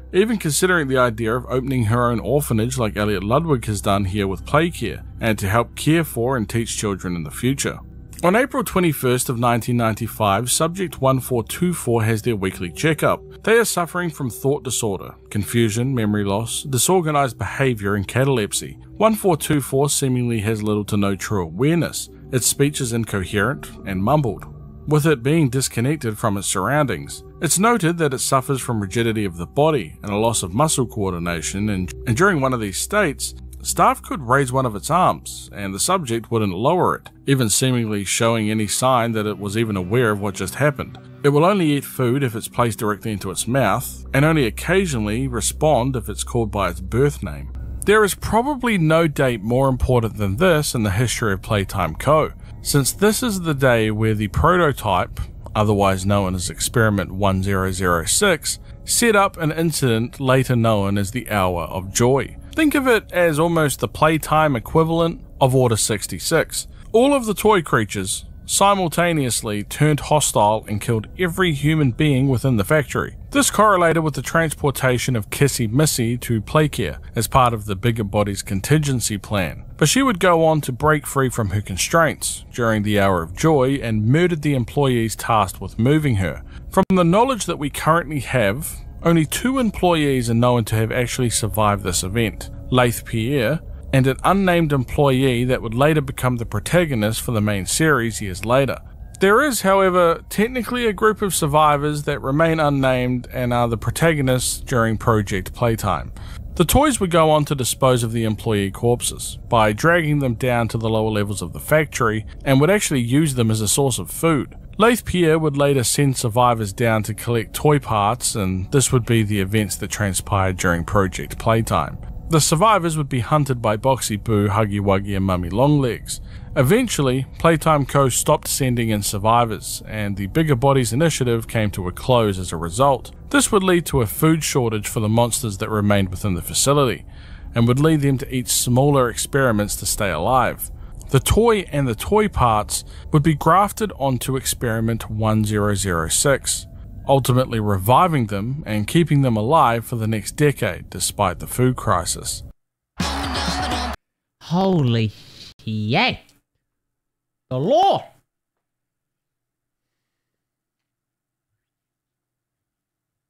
And now we are in 2000. We have a reconnaissance report within Playtime facility on the 15th of December 2004. It mentions how the Doctor has booby-trapped much of the construction tunnels with freezing traps in order to restrict Doey's movements. And losing Doey would be catastrophic for them, since they rely on him so much and he protects them. They're attempting to figure out the best course of action for escape, listing each of the cell blocks and reasons as to why they wouldn't be successful escaping if they went there. They seemingly decide on the barracks, which contains a security system that could totally kill them all, but they're not really sure if it's still operational, deciding that their best bet is going to the place that might kill them instead of the place that they know will kill them. Another reconnaissance report can be found for the 10th of January 2005. The prototype has continued to find ways past the traps, and they're unsure how. They have to keep changing the setups. The prototype spent the night right outside the security door, staring and tapping at the wall. They've double-checked every instance and made sure that the place is good and locked down. They are unsure how long the defenses will last, but they are now completely surrounded, all sides, above and below. This is the end of the line. There is no place left to run or hide. As we now head into the present day of Poppy Playtime, I'll be going over each of the chapters and the events that happen within them in order, and we will have some fun with it. Since large amounts of information is found throughout these chapters, there might be a little bit of overlap with documents already discussed, but there is a bunch of undated context that will provide a more complex explanation, not to mention a bunch of stuff not even covered yet. Enjoy. Chapter 1. Here we go. An ex-employee and survivor of the Hour of Joy receives a letter from a supposed surviving employees within the old facility and would take on the responsibility of returning to the Playtime factory in search of them. This would lead us into the story shown within Poppy Playtime Chapter 1 as subsequent chapters thereafter. At the current point of creating this video, there have only been a total of 3 chapters released, with the 3rd releasing only a few weeks ago, and I will continue to update this list with future updates. However, now it's time to get into what actually happened for the ex-employee as they travel through the facility. I will add, there will be a slight overlap with information that was already given, since most of the information is found throughout the journey, but we will expand further on what is found. There is also a significant amount of information found that is not dated, and all of that will be included in the 3-chapter breakdown. So without further ado, let's get into the events that transpired for the ex-employee. Here we go, baby. We're given a very small piece of background information as we head into our new story. Firstly, we are an ex-employee of Playtime Corporation and have returned to the factory after everybody within the factory went missing. A short video plays as the gentleman tells us about a brand new doll named Poppy that has just been invented, calling it the most intelligent doll in the world. Poppy can apparently have an entire conversation with a child. It actually has the ability to answer questions, and they even have a goddamn advertisement for it. For just $2.99, you too can be murdered by Annabelle's distant cousin. Come, join us at Poppy's Playtime. Yeah, I don't think so, pal. We get ourselves a letter stating that everybody thinks that the people disappeared 10 years ago, but they're all still there, and to just simply find the flower. If you've been missing for 10 years, and you're sending me cryptic messages in the mail, you better believe I am not replying to that crap. That is some serial killer type of bait that quite frankly I will not fall for, but we wouldn't have a game if we had common sense, so here we are, inside one of the creepiest damn buildings imaginable. We have trains that move on their own, and decade-old VHS tapes that we can get some backstory from. Firstly, we hear about a man named Leith Pierre. He is the head of innovation at Playtime Co. Toy Factory. The tape in question is actually played on loop whenever the factory is empty. So he points out that if you're hearing this tape, that means that you're an intruder. Playtime Corporation specializes in both children's toys and deadly security protocols. He gives us a warning telling us to leave if we know what's good for us. And of course we choose to ignore that threat and face the threat head on. Another VHS tape explains a contraption used around the factory called a grab pack. It's essentially a jetpack with hands, something I think that even Elon Musk would be quite proud of, to be honest. Introducing our very first creepy puppet. Created in 1984, this is Huggy Wuggy. Yes, that is the name. Remember that these hellspawns are meant for children. Huggy Wuggy is considered by Playtime Corporation as being one of the best toys for connecting people together. The founder of the company, Elliot Ludwig, created Huggy Wuggy with the intention of being able to hug you forever. It was a success by using Playtime Co.'s 4-step process to create lifelike toys, and is actually the most popular and best-selling toy that they have so far. Doing some puzzles gives us a key and we can continue further into this hellscape. We have to divert some power around and find a company poster that pretty much points out that old Pierre didn't like getting spooked very much. When we arrive back out, Huggy Wuggy is gone. Of course it is. Another VHS tape suggests that Huggy Wuggy's boxes have been going missing on a regular basis, according to the workers, mentioning how the toys are meant for orphans, since the whole hugging thing. But they've been getting a lot of heat from the higher-ups for constantly misplacing the boxes. We get ourselves our first upgrade by finding our right hand for the grab pack, and head further into the facility. This time to a type of toy assembly area called a Maker-Friend. Elliot Ludwig invented the Maker-Friend machine in 1960 and is deemed one of the most creative, impressive, and advanced things that he has ever created. It is solely responsible for every single Playtime Co. toy sold on the market today, using parts and paint to assemble the toy, and can even do a quality inspection on its own. Essentially, this machine is responsible for probably hundreds of people losing their jobs, in all reality, but quite an impressive piece of machinery, especially for the 1960s. Another VHS tape is an interview with a Playtime Co. employee named Stella. She is asked why she wanted to work at the facility, stating that she has loved playing with toys when she was young, and seeing it as magical, and she wanted to provide kids with the same magical experience that she felt as a kid. Then she goes really deep and quite morbid, explaining how you don't really ever stop being a kid. Your body just gets older and older, and while you're still a kid deep down, you just sort of get old until you die, pointing out how human bodies can't handle getting older, while things like trees can stay alive for much longer than a person. The oldest person to ever live is still younger than most trees, pointing out that being young is always relative to something else. Just the sort of morbid conversation that we need from our child toy maker employee. Great stuff. We get the machine up and running and begin feeding parts into the Maker-Friend machine until it pops out this little cat bee thing. Using the toy, we can exit the room, since nobody can leave without a toy. Holy crap! Some frantic running through the tunnels, and some close calls later, we can find writing on much of the tunnels, saying things such as stop, turn back, and danger. We send Huggy Wuggy on his way into the depths of the facility, which is apparently hundreds of feet deep. Surprisingly, they seriously have an entire evil lair here. What is also quite interesting is the fact that Huggy Wuggy, which is supposed to be a toy, seems to be leaving an awful lot of bloodstains wherever it hit on his way down. A great lack of stuffing, which is quite concerning to say the least. Another VHS is a log of an employee in relation to something codenamed 1006, named the Prototype. It mentions how coordination and cooperation are part of its skill set, much like the other experiments of his type, pointing out that the missing people are likely in relation to him, and that his absence was a flaw in the scientific process, since he should never have been unaccounted for.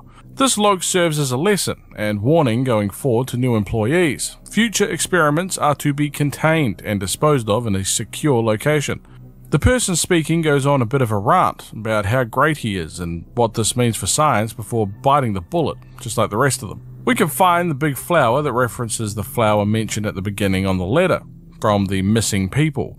Totally not a trap at all. Not to mention our little bee cat friend from earlier is now hung from the roof, with blood on it, and numerous written warnings.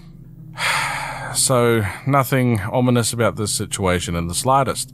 We head inside to a much better decorated area, if I don't say so myself. Look, they actually have wallpaper and lights. There is, however, a creepy room down the hall that leads directly to the Poppy doll. Remember when I called Poppy the cousin of Annabelle? Well, I mean, look at the casing. You cannot tell me that that is not a reference to the real doll. Poppy awakes and mentions how we opened her case, and it cuts to black. And thus marks the end of Poppy Playtime Chapter 1. However, I do want to share a hidden VHS that could be watched on the Mob Entertainment YouTube channel, which gives some insight into Poppy. The VHS tape is titled Poppy Playtime Doll Maintenance Video, and had a clear warning to not actually continue watching the tape. A warning that we will continue to ignore, because this is a horror game, damn it, and we will never heed any warnings. First step, paint her face. Second step, polish her shoes. Then we just skip 3 steps and brush her hair. Now we've thrown steps out altogether. What the hell is going on here? So it seems that Poppy also has human blood, and the maintenance person has removed what appears to be a device from her back. She is all better now, still creepy as all hell, but better.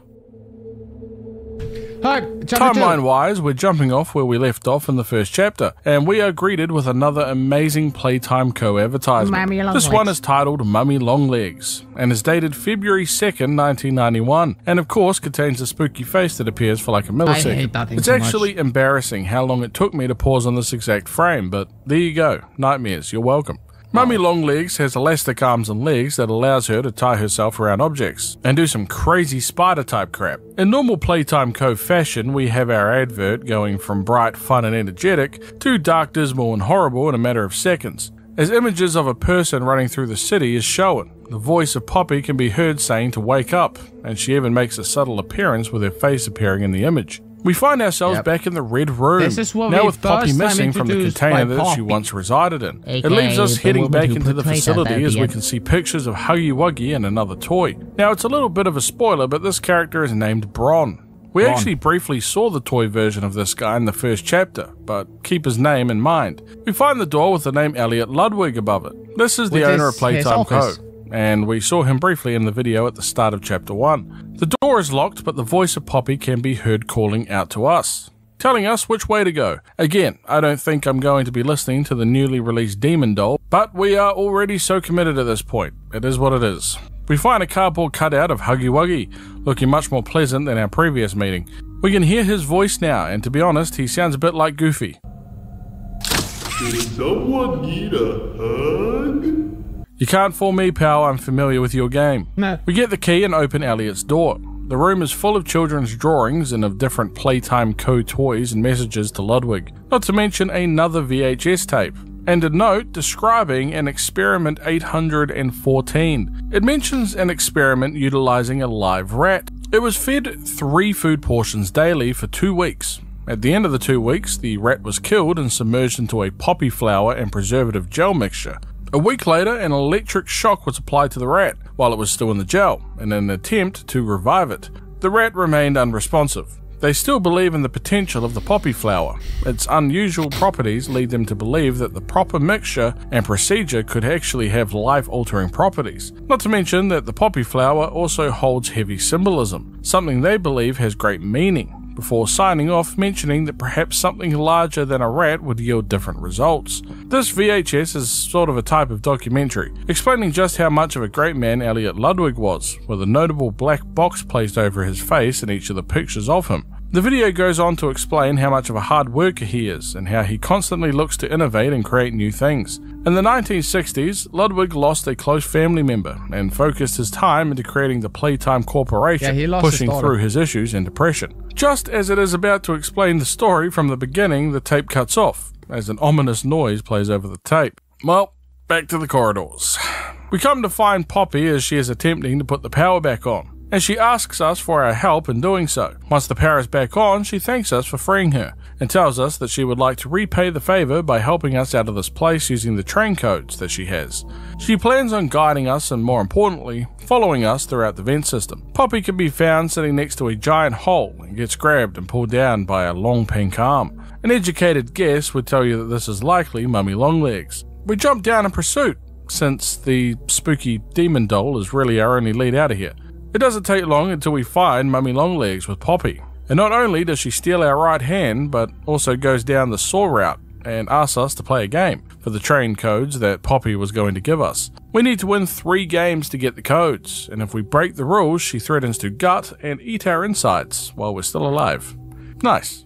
Great. Once again, a lesson why you don't go into anything abandoned with reported disappearances or deaths. It's very simple. We head into the PlayStation and can find more drawings from kids with the Playtime Co toys, showing that they actually really do seem to like Mummy Longlegs. A recording is playing, welcoming us to the game station. The person on the recording is somebody called Stella, the same employee that was having a life or death crisis in the first chapter. The first room we visit is the musical memory game, which involves us building and creating a green hand that will replace our lost red hand. We end up in another room with a bunch of televisions around, and we begin our game. It tests cognitive ability through sequence repetition. You see a colour on the screen and a pattern. You need to repeat that pattern. Quite simple really, except for the twist that Bunzo, another Playtime Co toy, is descending from above us. If we succeed, Bunzo goes further up. If we fail, Bunzo gets closer to us and we have a very bad day. Mummy Longlegs arrives but mentions how long it's been since this place has been up and running, and also putting out that old Bunzo there is quite hungry after all this time. We manage to get the puzzle done, till a point that it becomes goddamn impossible, so we hit the big old eject button, stopping the machine. Luckily, Mummy Longlegs thinks that the machine just broke and gives us part of the train code as a reward. We can come across Bron just sitting dormant, and not really doing a hell of a lot in the rejected room. Quite frankly, I appreciate it. It's a nice change. We find a tape and can see a toy speaking while sitting on the toilet. I was 100% convinced that this was Garfield when I first saw him, but apparently he has just been demoted as a toy. I actually thought it was Garfield because I'm not kidding when I say this. He actually looks like he looks like a Brooklyn version. He looks like a Wish version of Garfield or Temu version of Garfield. Well, it's just a random animatronic. Due to its disgusting nature, with the whole fact that the toy is called Sir Poops-a-Lot, and its whole gimmick is that it's crapping. I mean, the box even has a bunch of dad jokes. Management literally left a note for this thing saying that whoever came up with the idea should be ashamed of themselves, and quite frankly, I agree. But I'm not sure if the Sir Poops-a-Lot is a bloodthirsty demon toy just yet, but if he isn't, I'll give him a pass. We get back to the game station and get ready for our special second game, Whack-a-Wuggy. You remember that guy from Chapter 1? Yep. Yeah, it's got to do with him. It's time to test our reaction time. A Huggy Wuggy will pop out from the holes around us and we need to hit the crap out of them. Pretty simple stuff.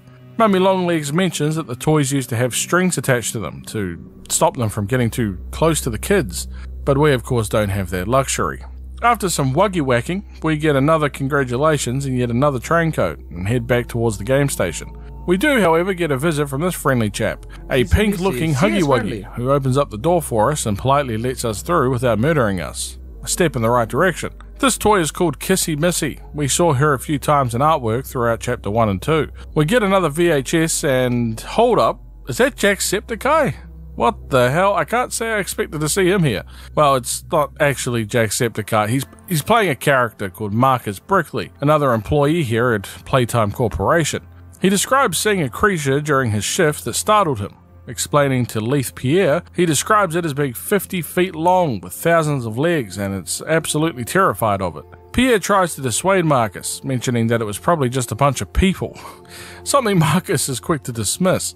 Pierre asks if anyone else knows about this, to which Marcus replies that nobody else knows. This tape is actually quite interesting because it puts a few things into perspective. Firstly, the VHS is called Potential Problem, which doesn't bode well for Marcus's fate. Also, this shows that some, if not all of the General Playtime Co. employees don't actually know what's going on with the living creatures here. Now, if you're wondering what creature Marcus saw, we'll be meeting it very shortly. We arrive back at the game station and can begin our third and final game. This time, statues. We can see a poster as we head into the area of a centipede-like toy. The exact name of this is PJ Pugapilla, and this is likely the creature that Marcus saw. We get into the arena and begin our game.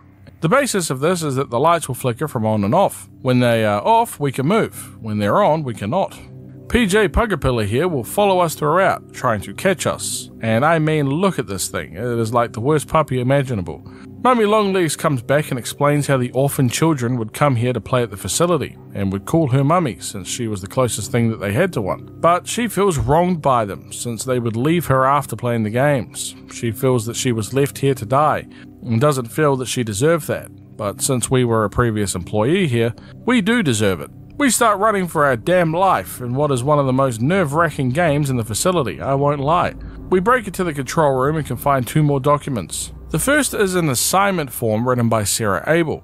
It is a test subject form, stating that a subject named Michaela Hyssop is being assigned the toy of Candy Cat. It is evaluating Michaela's scores throughout the games at the game station, which now appears to have been used to assess orphan children for suitability in some kind of experiment. Firstly, Michaela got a rating of 3 in the musical memory, the rating being between 1 and 5, mentioning that she would get panicked whenever she got the pattern incorrect. In the Wacka Wuggy game, she also got a rating of 3, struggling with the grab pack and was slow to notice them in the first place, but did actually react quite quickly when she did notice them. And finally, she got a rating of 1 in the statues game, the worst score possible, since Michaela wasn't paying attention and apparently was screaming and pointing at nothing.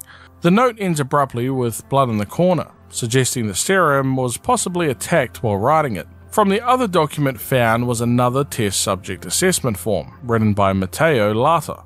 It is also for Michaela Hyssop, but this time around her scores are much better, scoring a 4 in musical memory, a 3 in Wacka Wuggy, and 4 in statues. But it also states that she lacks focus on the statues game, pointing out that there's something that's drawing her attention elsewhere. The page ends abruptly also, meaning that Matteo was likely attacked or killed at the same time that Sarah was. We head downstairs as Mummy Longlegs calls out to us, mentioning that we won, and return to her immediately so she can give us the final code. But it is pretty damn obvious that we would not survive that encounter, since she openly states that she wants to kill us. We find another document upstairs, this time a transfer request for Mummy Longlegs, or otherwise known as Experiment 1222. It even states a real name, Marie Payne. It points out that she acts violently towards staff, but motherly towards other experiments since she is very protective of them. The staff view the hostility as problematic, but think that they have a solution. They want to transfer her to the high security maintenance, and have her see the children on a more regular basis, as they believe it would not only improve her behaviour, but she would also be unlikely to act out in front of the children. We find another VHS later that is Pierre addressing the complaints from people about a very large spider that was spotted by staff. He emphasises that no spider that size exists, and that a specialist team will come down here to investigate, and to just continue on with their jobs and quit complaining. Dear God! Oh, I hate jump scares so much, I really do. Mummy Longlegs reminds us just how much she hates cheaters like us, and has decided to play one final game before she kills us. Hide and seek.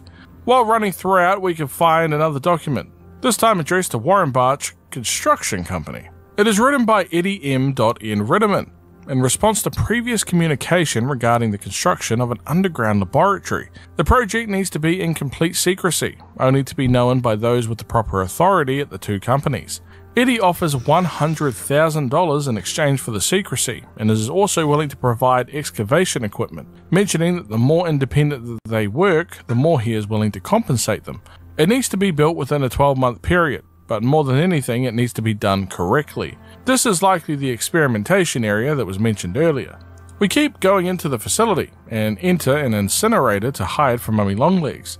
I don't know how that's meant to work, but sure. Turns out it doesn't do much, since she pops back up and continues the chase.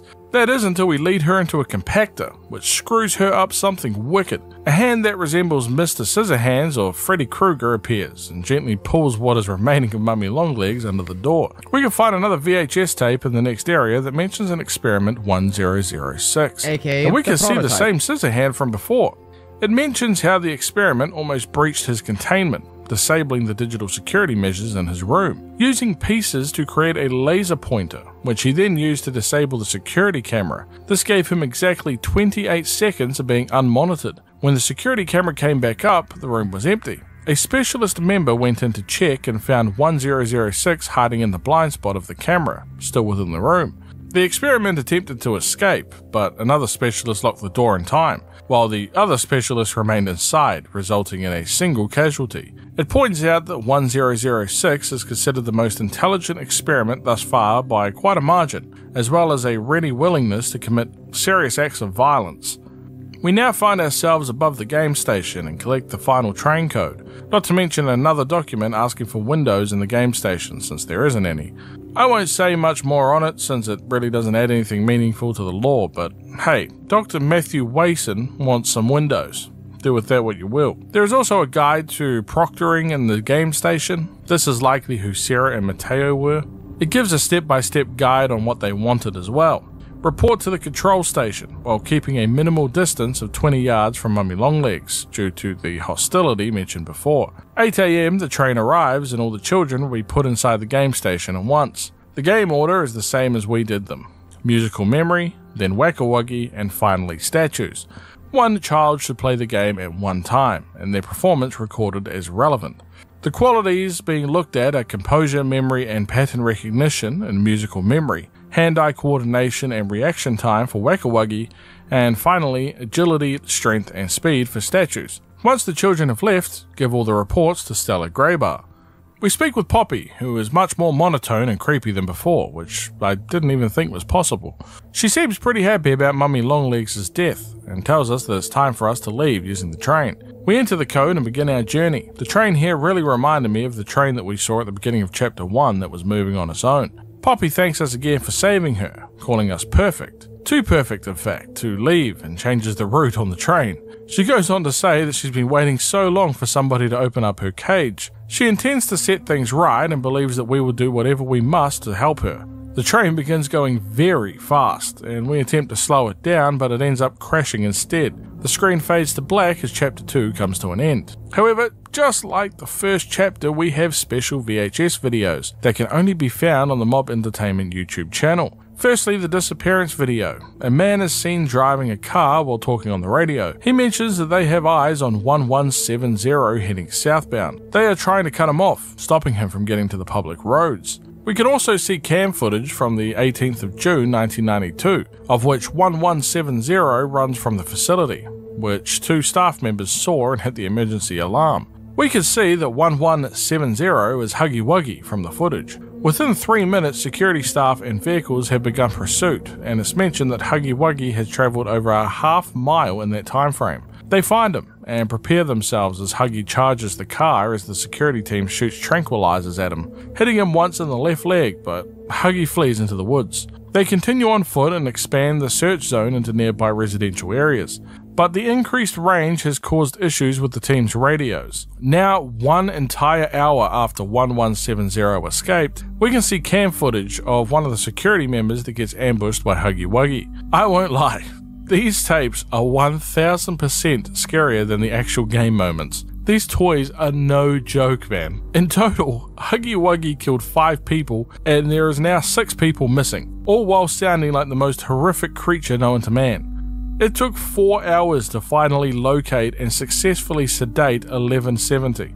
The second tape is called Relocation, dated August 8, 1995. The staff is tasked with moving the giant from storage, the giant being Kissy Missy. They strap her for transport on a bunch of boards and load her onto the train. The tape has been tampered with and has changed the fourth step to loosen the straps binding Kissy. We can see that this is likely the train that we rode at the end of chapter 2, moving Kissy Missy, while more steps are changed in the tapes. Once arriving at the location, we can see the staff dead alongside Kissy Missy. The final video is called Restoration, as we get a glimpse into the experiment room of Playtime Co. It mentions a test subject named Thomas Clark. He is 59 years old and is dying of cancer, and also notably a previous employee of Playtime Co. since 1955. He has even volunteered himself for experiment, codenamed Bigger Bodies Initiative. The staff can be heard speaking to the Bron toy, asking if Thomas can hear them, and Bron moves his eye. He is even given the 1199 experiment number, and he has displayed cognitive ability, but it is estimated to be roughly half the intelligence level that he previously was as a human being. The staff believe that he probably fails to comprehend what is happening to him and how he became a toy. It's also noted that other experiments have noticed that 1199 is different. We can see footage of 1199 as the other experiments all surround him and actually attack him, almost killing him. The security team jumped in and stopped it, but 1199 still sustained considerable damage, particularly to his thyroid and throat, which were completely devoured. 12 hours of surgery was required to save his life and is now kept separate from the other experiments, and what I would personally describe as a worse fate than death. Chapter 3. We open up with an entire animated short of the different toys at Playtime Co. called the Smiling Critters. Is it just me, or is the design choice to go back to having the entire eye black while the eye itself is white just adds this chilling undertone to these characters? The toys are having an issue falling asleep due to the loud winds outside when a knock at the door shows another toy arriving, much to the delight of the others. A purple cat named Catnap. Using a kind of what I would presume is a toxin, it causes them all to fall asleep in the most horrific way possible, and it cuts to a news report, as the reporter mentions how the new Catnap toy might be dangerous for your children to play with. It was intended to release with the same toys feature within the cartoon, as they begin to sell in stores, but it's now facing controversy due to the inclusion of Catnap. See, Catnap seems innocent enough at first glance. You pull his tail and he seems to spray something from his mouth area of the toy. But things have begun to take a turn for the worse since parents are reporting that their children are experiencing strange and violent nightmares. The one thing in common among all of these children? The Catnap doll. Personally, after watching the end of that cartoon, it seemed pretty damn obvious that there is something much more sinister at play regarding that damn company, but at least the parents are finally starting to clue in. Playtime Co. have recalled every Catnap doll released within the Smiling Critters line, and even removed him from all the promotional material.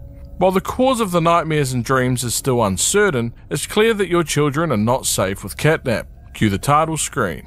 We continue from our previous story point in Chapter 2, as our main protagonist was knocked unconscious during the train crash, but while awaking we can see that something else currently has us in its grasp and is throwing us down a tube. A giant purple cat. I'm sure it's just a coincidence and not at all related to the cartoon that we just watched. We're in a trash compactor and we need to get the hell out of here quickly, which we do, eventually finding a VHS of Claire Harper. It is an interview as Claire is being asked questions regarding an incident. Claire explains that the children were going to sleep like any other night, while Catnap had the red smoke in the room with them. But suddenly, a scream. Claire mentions that this was not just a regular old nightmare. The pupils were dilated and their lips were quivering. I mean, look, if this was the thing tucking me in at night, I think I would also have the same goddamn reaction. That seems like a reasonable level of fear to me. Claire points out that the child's eyes were darting around the room, and even reported that it felt like her blood was boiling beneath her skin. Claire panics a little at the thought of what that child saw in the nightmare, to which the interviewer assures Claire that she will be getting the best support needed at Playtime Co. But before that, asks Claire if the child described what she saw. According to the child, it was a monster but colourless. Claire pointed out how hard the child's heart was pounding and that her movements were wild, arms flailing and kicking her legs. It was a dream, but for the child it was as real as anything. It was right there in front of her. Claire asks the interviewer if she can see the child again to check up on her since the event, but the interviewer advises against it, saying that they have many concerns that need to be addressed at this time, but assures Claire that the child's vitals are normal and they will continue to monitor her progress. Claire loses it, screaming, telling the interviewer that she isn't comforted by that, before subtly suggesting that the little girl is actually her daughter. We can actually find a note that gives more information on this young girl mentioned by Claire Harper. Firstly, it's an incident report that was filed by Harper, and it clearly shows her as a counsellor within Playcare. It goes over the same description of what happened to the young girl after she awoke from the nightmares, but this time we can find out that the young orphan's girl's name is Marie Payne. This is where it gets crazy. Marie Payne is the same name given to Mummy Longlegs, meaning that the young girl that was experiencing the nightmares and required medical aid is the same orphan that Playtime Co. used to create Mummy Longlegs. It also mentions that a bunch of boys have been picking on Marie, teasing her during playtime. Harper says that it should be addressed, before warning Playtime Co. to not allow anything to happen to her little girl again. We find a phone on the wall ringing and a young child answers. He mentions that he doesn't want us to die and that we look lost, so they plan on helping us, providing us a battery in order to get out of the room. We can even find the train wreckage from before, to which the child points out that Catnap found us in there. He says how mad we must be at Poppy for trying to stop us from escaping, but emphasizes that she needs our help. They need us, and we are their mission, believing that we could save a lot of people. We're pointed towards a place named Playcare, a home of Catnap, and it's mentioned how there used to be 8 of the smiling critters, but now there's only Catnap left, and that Playcare is his church and hunting ground. This, by the way, is a great big example of why we should not go there. Avoid that place at all costs, please, for the love of God. The kid introduces himself as Ollie as we head down the tunnel.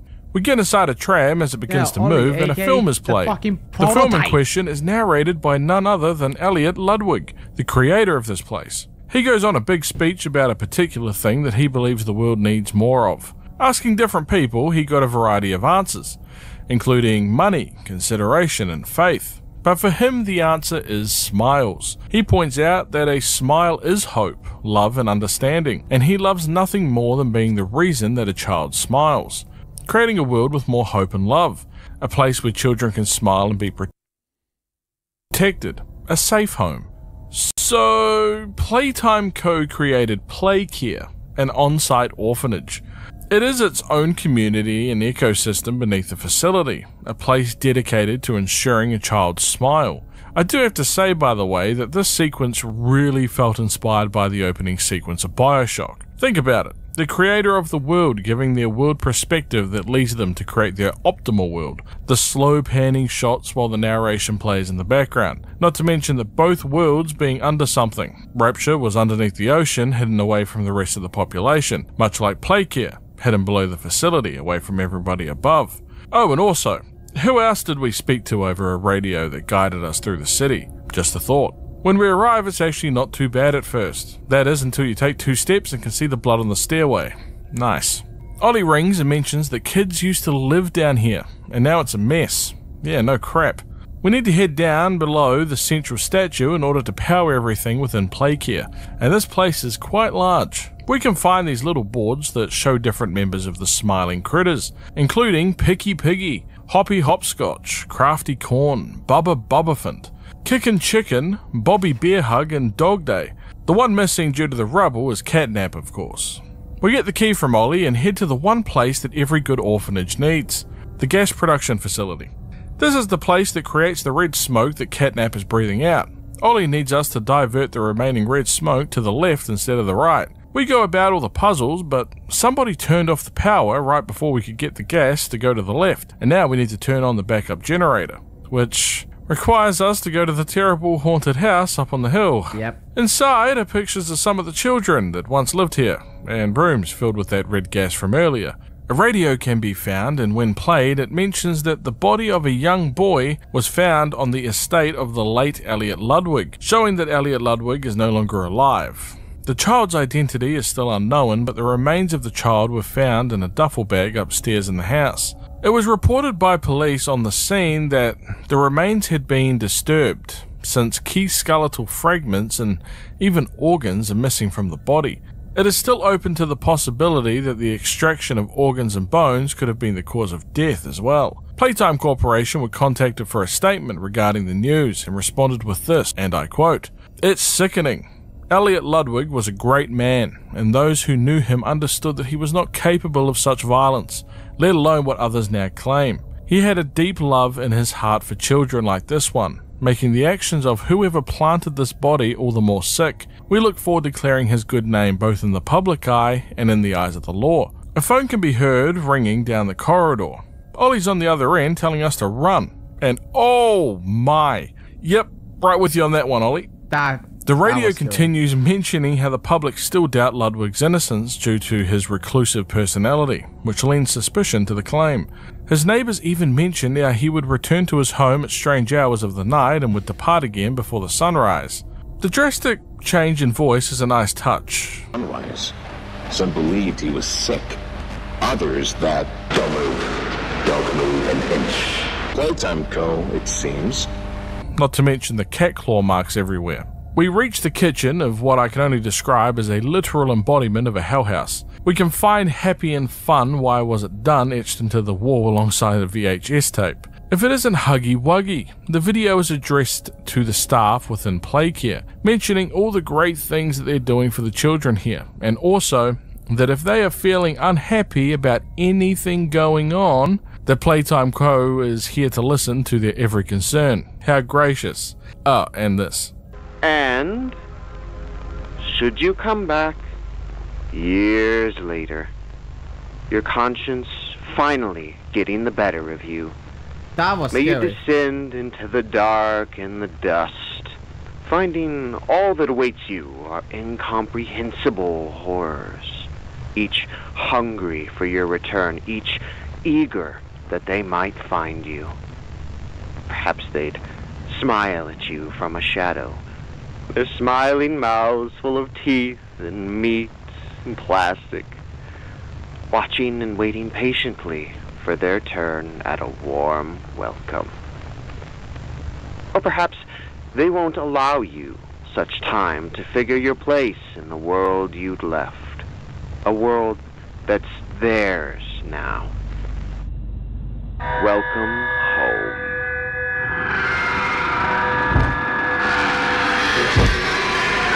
Yeah, that's some straight paranormal It type of stuff. Dear God. It catches us and we awake back in the house. It's likely that we saw the nightmare due to the red gas from earlier. A neat observation is the cardboard cutout of Mummy Longlegs. These cutouts have been scattered throughout each of the 3 chapters. Upon pressing the button you get a nice little voice line. But this one of Mummy Longlegs doesn't actually say anything. Instead, it's just static, making me wonder if this is due to Mummy Longlegs getting badly hurt in the 2nd chapter. And if their fate relates to the cutouts, does that also mean that the voice talking is not a recording at all? Instead, it's the actual creature. I guess the smiling critters would have been static also if that were the case, but hey, maybe they're still alive. We use a gas mask to traverse the rest of the house, since the red gas is everywhere, and we find another VHS. This time it is about Subject 1322, who was pulled from Home Sweet Home due to abnormalities in his neural signals. We can hear a voice in the background ask the narrator what Kevin is doing here, asking if he is sick and why he would be taken away. The narrator is clearly concerned, but assures the voice that Kevin is sick and needs help getting better here. He assures the child, who is revealed to be named Joseph, that his friend Kevin is getting the best care that he can. Randomly in one of the rooms, we can find Kissy Missy just sitting, looking at a picture of a child. Considering what we know about the experiments taking place, I wonder if that child was actually her. Another VHS can be found of a bunch of young children asking their teacher who was picked. The teacher informs the student that Dr. White has selected Samuel Lee. Ominously, the teacher asks the class to give Samuel one last goodbye as he heads off with Dr. White. We are to presume that that is young Samuel there in the video. Oh God, it follows us around. I couldn't even imagine trying to get sleep with that thing in the room. Those poor kids. We get the hell out of the house for obvious reasons after starting up the backup power. As we leave, however, Kissy Missy grabs us and holds us to the ground. But thankfully Poppy jumps in and saves our ass from being toy food. Poppy reiterates that we can help them and is thankful that Ollie has helped us get to where we are, and mentions that he is the only reason that they found us at all. She rides on Missy Kissy's shoulder like she's Pikachu and asks us to follow her so she can give us an explanation. Poppy opens up a secret door that has a notable flower on it, the same flower seen at the secret door in Chapter 1. And the letter that we received back there in the first place. She goes on to say that she isn't our enemy, but she also cannot allow us to leave since what is happening here is bigger than all of us. She needs revenge against the monsters who have hurt us. She points out that these creatures are just simply tools of the prototype, the real head honcho behind everything that is happening. The prototype is the claw hand thing that took Mummy Longlegs in Chapter 2. We turn the power back on for Playcare as Poppy mentions how the prototype is the reason that she was locked away in the case for so long, and that it would not allow us to leave alive. She wants us to kill the prototype, since we're proven to be capable, since we killed Huggy Wuggy and Mummy Longlegs thus far. Catnap can be heard as Poppy leaves, mentioning how Catnap is the prototype's final obstacle, and mentions that Ollie will continue to help us. Ollie calls back, and using his guidance, we do some electrical work, restoring some power to the central statue. The crappy part is the fact that we need to reroute power from each area of Playcare. Alright, on to the next one. We head to the school since Catnap apparently leaves that place alone for some reason. Honestly, music to my ears. Oh, never mind. Thought we'd get a break from the killer toys for a moment. Silly me. Another Playtime Co toy begins speaking over the school speaker, this time Miss Delight. She actually recognizes us and mentions how we used to work here, but is curious how we're still alive. Someone named Barb tells her that we are looking for our co-workers. She tells us to leave since Catnap wouldn't like us snooping around the school. We find another VHS of Miss Delight asking someone where the children are and if they're safe. The other person doesn't tell her where the children are, but does assure her that they are safe. Then Miss Delight gets a little nuts. And that was it. That's all he'd tell me.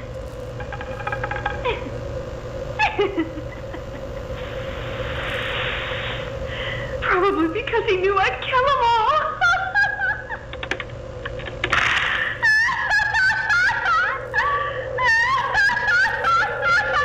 A note can be found mentioning something called the Hour of Joy, which took place a few weeks prior to the letter being written. It mentions how all the children have been taken from the school and how silent it is now without them, before mentioning how something or someone locked the front door to the school, and the teachers have been unable to get it open since. They heard a knock at the door, something breathing. It wouldn't speak when called out to, and Miss Delight believes that it's likely this thing that's responsible for locking them inside the school. Spoiler alert, it's Catnap.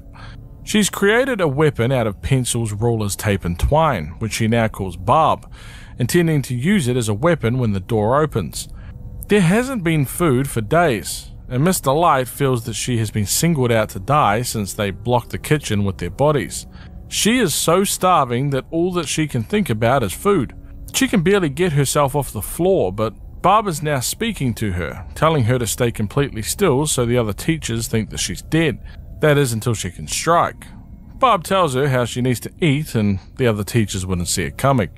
We continue through the school and Miss Delight threatens us once again, saying that she can't wait to hear how our screams sound and if they sound like the other humans that she's killed. Nice. Another note has Miss Delight apologizing for eating people, saying that they just needed to and they had no choice. Just some casual cannibalism thrown into the mix. We start up the backup power and Miss Delight arrives and shuts that crap down so quickly and gives me the biggest scare yet. She is a bit like those sleeping angels. If you look at her, she won't move, but if you look away or lose sight of her, she will chase you down. It does, however, turn out that gates seem to be her one big weakness. Guess she didn't see that coming. A nearby note shows that Miss Delight and Barb found Catnap at some point and realized that he was the one that shut the door and forced them to eat each other. Miss Delight wanted to kill him but knew that she was not able, instead making a deal with Catnap. They would report what they see to one another, and most importantly, him.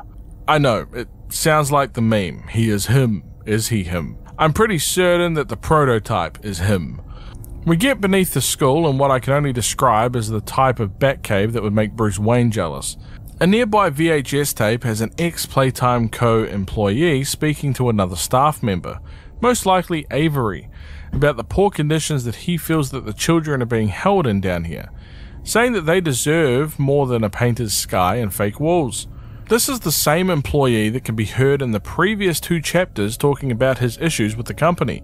In chapter 1, we heard Avery mention how Rich is the more vocal of the two, always complaining. This complaining actually got Rich demoted in chapter 2 to the rejected room, the same place that Poops a Lot is currently residing. He complained for years to the company, but never got a response. Overall, he seems like a pretty decent guy, actually caring about the orphans, further showing us that not all staff at Playtime Co. were evil or even knew what was happening. This is very easy to miss, but if you take a quick look down, you can see Catnap praying to a type of shrine.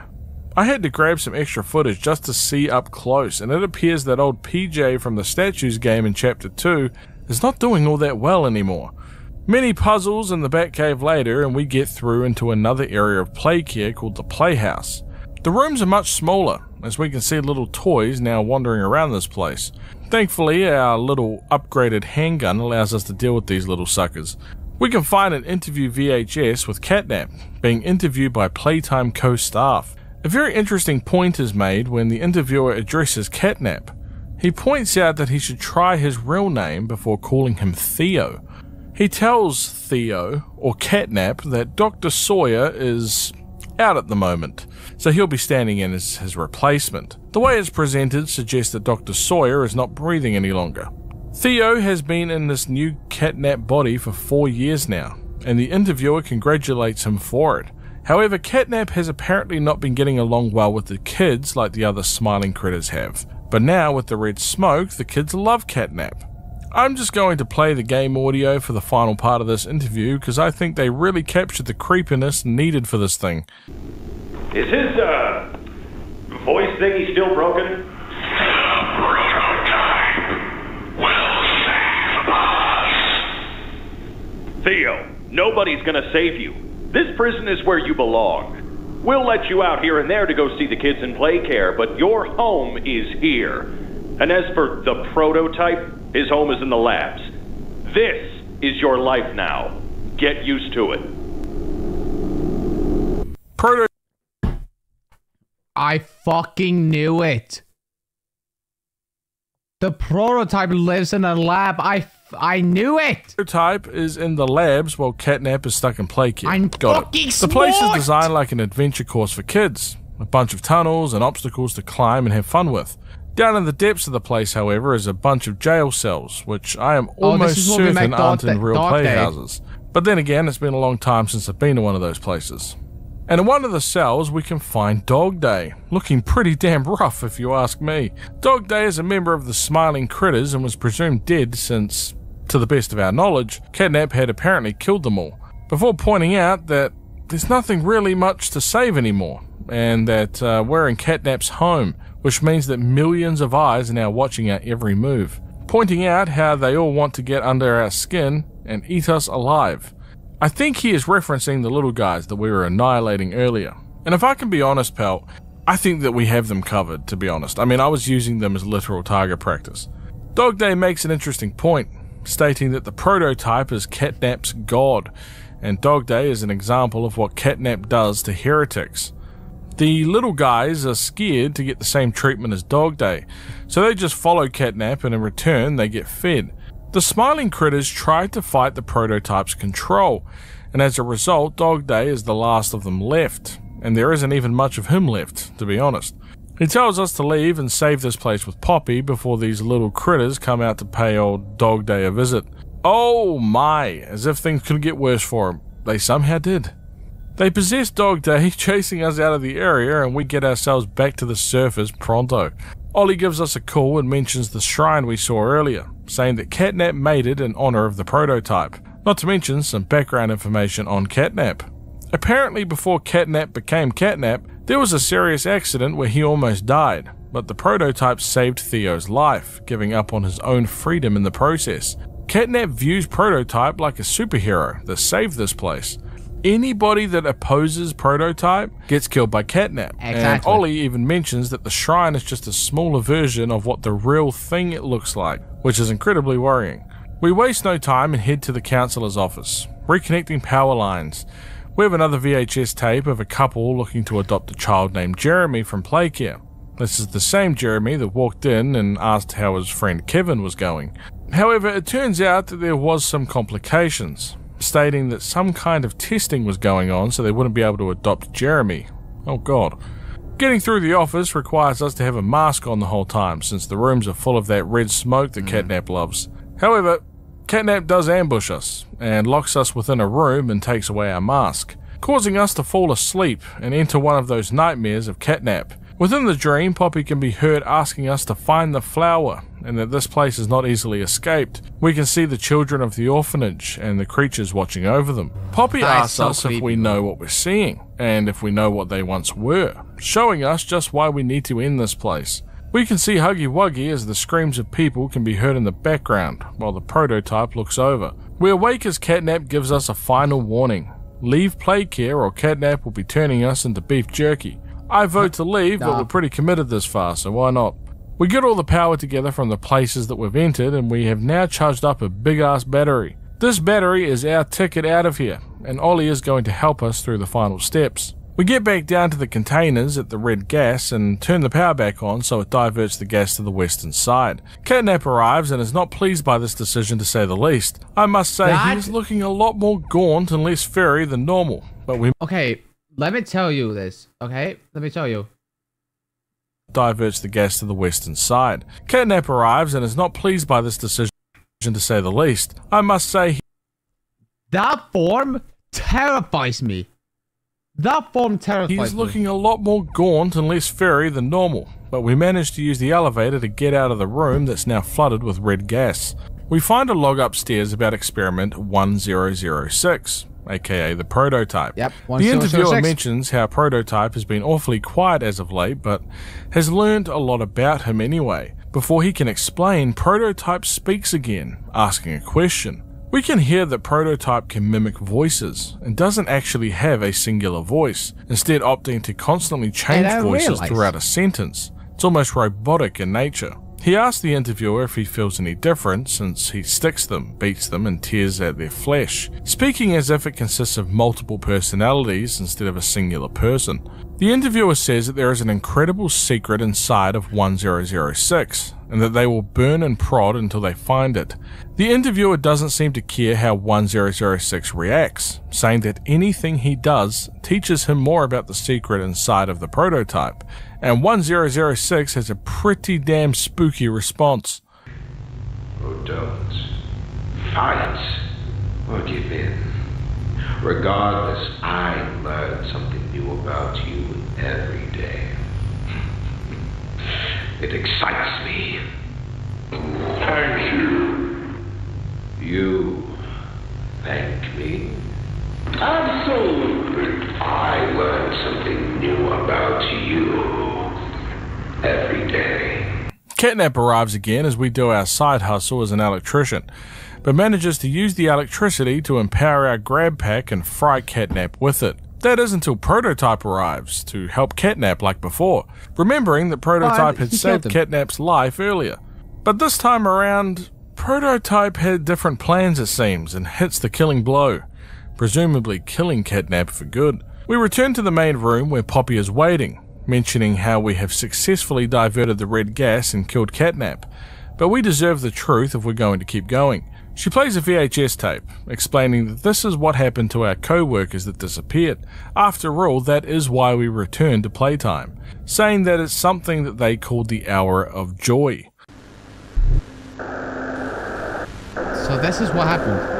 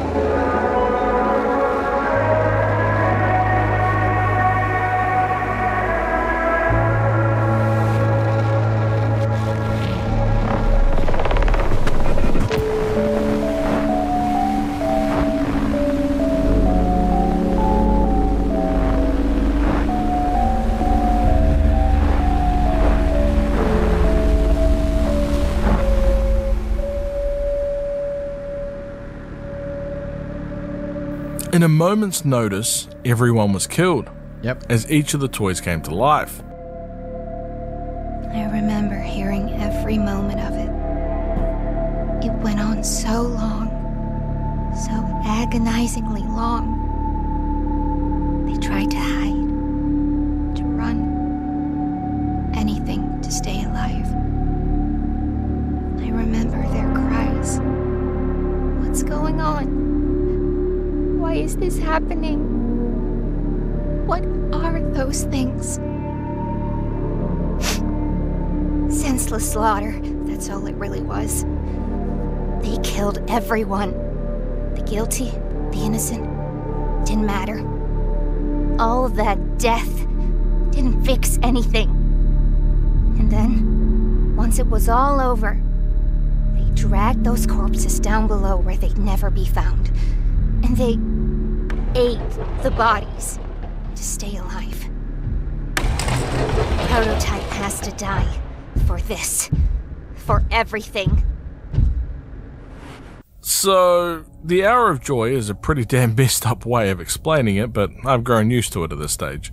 We begin descending down a nearby elevator as we can hear screaming from Kissy Missy above us.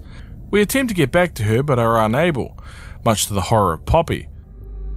And now, chapter 4. Well. If it isn't another Playtime Company television advertisement. This time, Doughy the Dough Man. 4 colours, only $9.99, and it even like comes $10. with free nightmares. We see a young boy called Jack getting a Doughy the Dough Man figurine for Christmas. But Jack actually got crushed. Hold on, let me do advanced and then let me do high. I think this is better. But if you didn't know, Jack actually got crushed by the Doughy mixer, getting himself killed. Meaning that Jack is actually Doughy. And to much of his excitement, it comes with an invitation to Playtime Company. Jack and his mother visit the company only a month later for their tour. Jack is obviously very fascinated by the vats of dough down below, and why am I getting a really weird parallel here to the Joker with the chemical vats? I'm sure it's nothing. Oh my, Jack is falling from the walkway. This is why you need bigger guardrails. Jack falls into the vat of dough as the other children scream on in the background, and we see an ominous shot of Doughy on the walkway as the Playtime employee shuts off the camera. Yep. We return to the elevator as we journey down deeper into the facility. Just after the events of Chapter 3, Poppy intends to go and help Missy, but warns us to be careful down below. Unlike the surface, this area isn't trying to hide what it truly is. Actual hell. Oh boy. We find a note nearby speaking about the red smoke. It is a warning to the employees about using any kind of lighters or heat-producing items down here. It could cause an explosion, if near the red smoke, since they don't have the same level of filtration down here as they do on the surface. I have a strange feeling that explosions will be the least of our concerns while we're down here, but I do appreciate the heads up. I must say, this place could really use a janitor. There is debris and destroyed smiling critter dolls everywhere. And when I say destroyed dolls, I mean it. There has to be like 1 million here. We can find a journal entry from a Riley, a 12-year-old girl near the dolls. It describes her first day at Playcare after losing her parents in a fire only a few weeks prior. She talks about how she was given a room, a big pink bed and toys, not to mention the journal that she's writing in. She is struggling to fit in with the other children since they have all been here for most of their lives and don't really know any different, while she still remembers her parents that loved and cared for her. A friendly counselor told Riley to write thoughts in her journal, only for herself, creating 2 different lists, what is important to her and the other being why it's important to her. She wants to feel more comfortable here at Playcare and understand that not only her life matters, but her parents' lives mattered also. Since anything can change in an instant, she is afraid that nothing actually truly matters. She is comforted, however, with the counselor that seems to be caring towards her. The second entry is also nearby, this time dated 5 months after the previous one. The kids are speaking a lot about being chosen, and Riley thinks that this could simply just mean being adopted, something that she isn't even sure that she wants yet.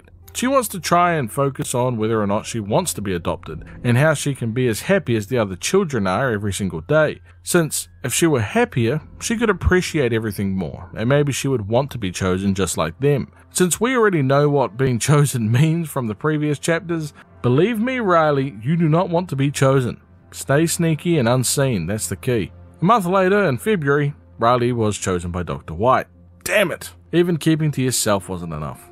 Riley, for the most part, is happy about being chosen and explains that there were many interviews with couples for her adoption, but she didn't think any of them actually liked her. She was either too anxious or too quiet, didn't get along with the other kids her age, etc., etc. But despite all of these things, somebody did like Riley enough to give her permission to bring her journal along with her. She hasn't felt this excited since the accident, since her parents. Writing has helped her cope a lot, and she's starting to get a more positive outlook on things. Her new list of important things involve growing up into the girl that her parents wanted her to be, and to make them proud, to get more friends and to stay happy. She even wants to open up her own orphanage like Elliot Ludwig, filling it with toys and good people. That is a very commendable goal there, Riley. However, if I may, I think maybe have your orphanage a little less like Elliot's if you can. You know, minus the whole experiments and nightmare creatures running around killing everyone. If you get rid of those things, you might just be onto something. Speaking of creatures running around, an alarm is set off as little critters invite us for some target practice, scurrying around this toy graveyard. Once we deal with those little guys, we can find another 2 journal entries from Riley. The third is not dated like the others, unfortunately, but she does mention how it wasn't what she thought it was going to be. Yeah, it's so much worse. She mentions how they took her underground, deep below everything, and gave her a shot that made her fall asleep. She describes a doctor performing surgery on her, removing her organs, and even feeling her ribs and spine snapping. Oh God, it's even worse than I thought. When she awoke, everything hurt. Hours of her screaming, but nobody was listening. She quickly realized that her body was not her own anymore. She can't separate her fingers, and her hands are not her own, but she can oddly feel them move. She is in a room much different to the one that she had at the orphanage, and Riley points out that she's been here a very long time, but she just can't remember just how long. She is still writing, even though she's dropped the pen 3 times, still trying to get used to her new hands, and she can't understand why this would happen to her. Why did she survive the fire if this is all that she would get? Her new list is waking up from the nightmare and getting back to being herself, since she only just started to like life again, like before. The 4th entry into her journal describes how her room is now moving around as a hole opened up and the room is now upside down. There is screaming from outside the room, but she is doing everything that she can to just hide. Roughly an hour later, Riley decides to check outside and mentions how there are bodies everywhere. Piles of them, just looking at her. She calms herself and begins thinking of a plan. I will admit, Riley is handling this situation much better than most people, and Poppy described this place really well. This is hell compared to the surface. We can find a VHS that speaks about an uprising. A doctor is speaking to the security warden. He mentions that somebody helped them escape. The security warden mentions how only himself, Eddie, Stella, and Laith have the ability to get that sort of clearance. The doctor wants to make a deal. Considering the security warden is now sort of stuck and surrounded by escaped creatures that are eating pretty much all of the staff outside, the doctor wants the warden's Omni Hand that will give him clearance around the entire facility. In return, the doctor will help the warden escape to safety. He agrees to this trade. We continue further into the facility as our phone begins to call. It's Ollie. He warns us just how bad this place truly is, and that this outside area is actually nothing compared to what we can find inside. He has seen just how bad it is for himself, and he tells us to be careful.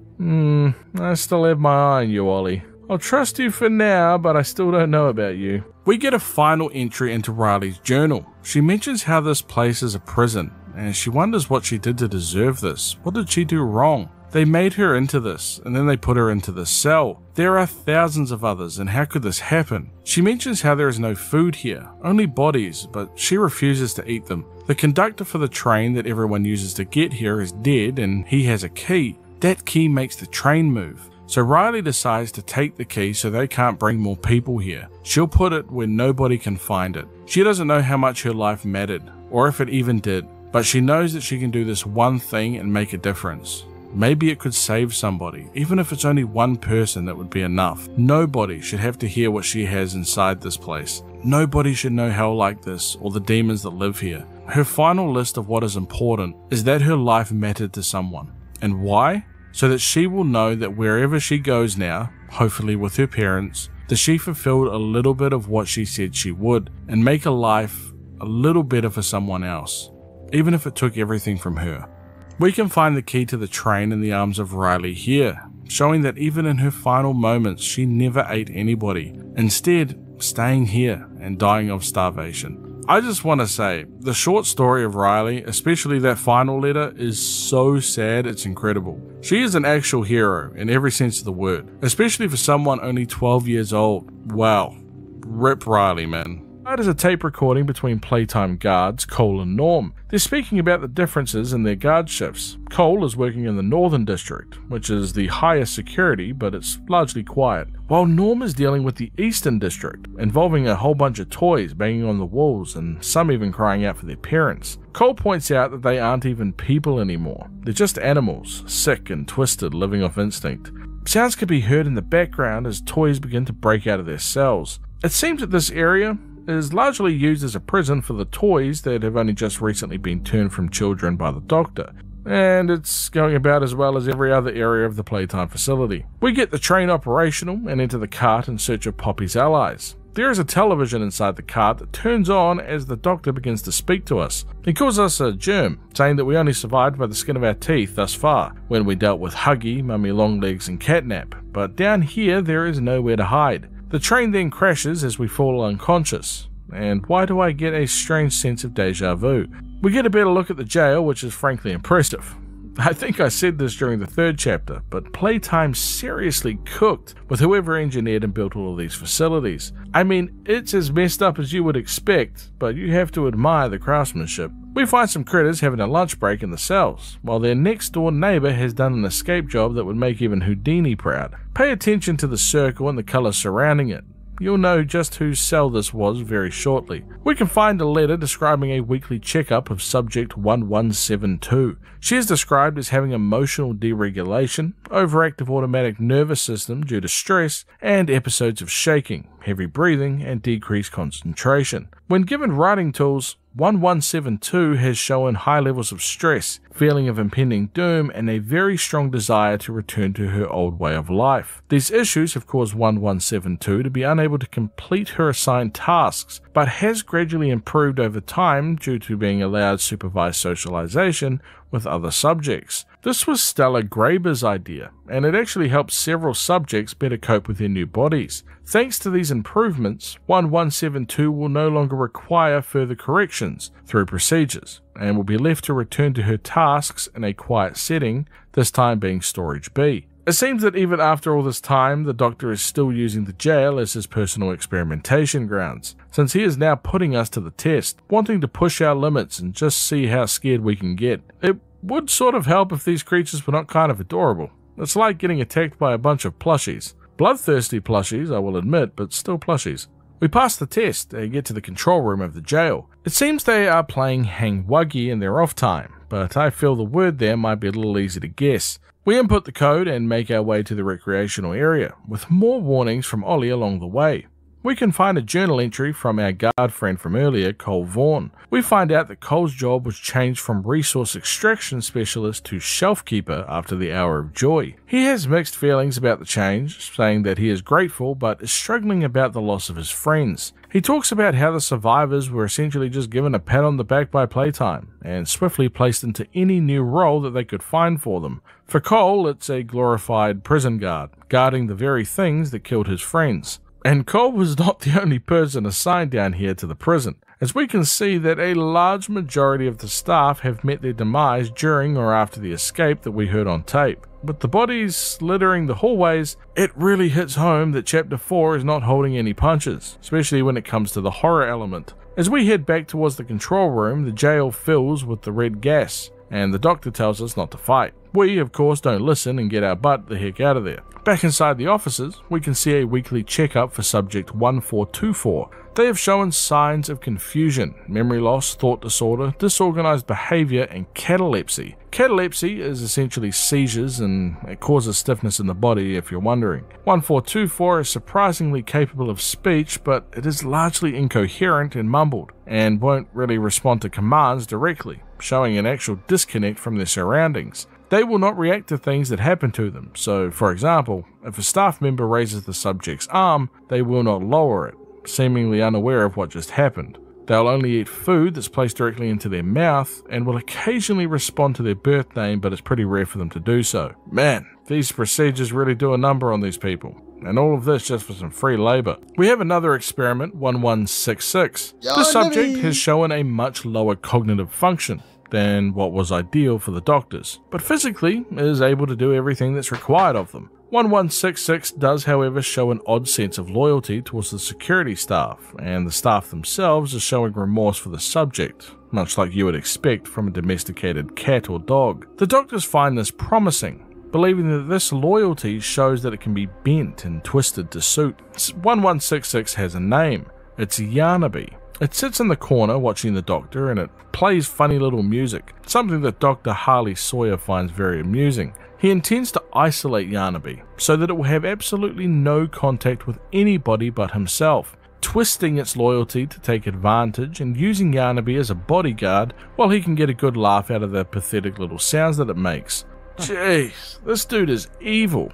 Like, comically evil. I really do think that we... Alright, I'll be right back. I'm gonna take a piss, alright? Give me a minute, guys.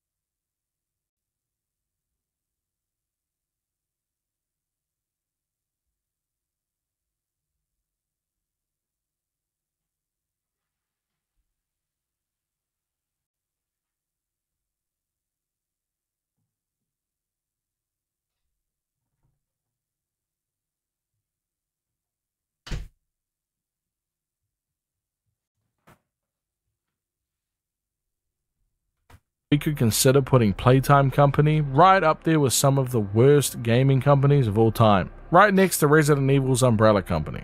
We reach the doctor's interview room filled with televisions in different rooms. We get locked inside one of these rooms as the doctor speaks to us once again, telling us just how surprised he is to see a human, let alone an ex-employee, but he can tell that we're different somehow, and he intends to find out how. He points out how the previous subjects that we've faced so far, 1170, 1188, and 1222, this being Huggy Wuggy, Catnap, and Mummy Longlegs respectively. He proposes us facing something a little bit different before calling for Yarnaby. And oh my goodness, I hope that glass is bulletproof. We now get the luxury of being hunted by Yarnaby for the next section of the prison as we attempt to escape. We find another prison. Fun fact, when I was trying to open the gate at the part, I didn't even came across Yarnaby once. Until he chased me until he burned to lava. That's the only thing I encountered Yarnaby. In a profile, this time subject 1163.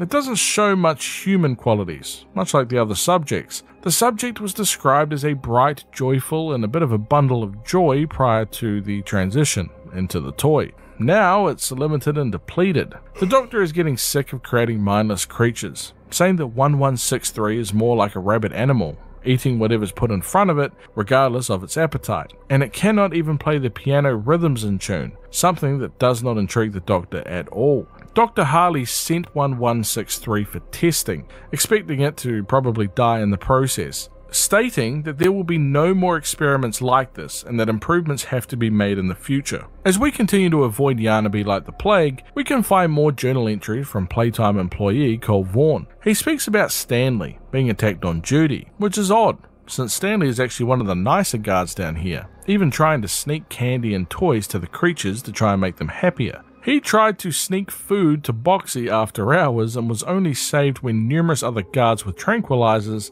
noticed that he went into the cell. If not for them, Stanley would be dead meat. Cole couldn't believe how stupid it was for Stanley to walk into a cell like that, especially a big one like Boxy Boo. He went to visit Stanley in the infirmary to ask him why he would even risk it, and Stanley reminds Cole that these are not just beasts, they were once more than that. Cole asks him how he could believe that, with Stanley responding that he's been watching and peeking at the reports that the scientists have been passing between each other. Cole forces Stanley to agree to never do that again and leaves, but has been pondering what Stanley said ever since, saying that it can't be true.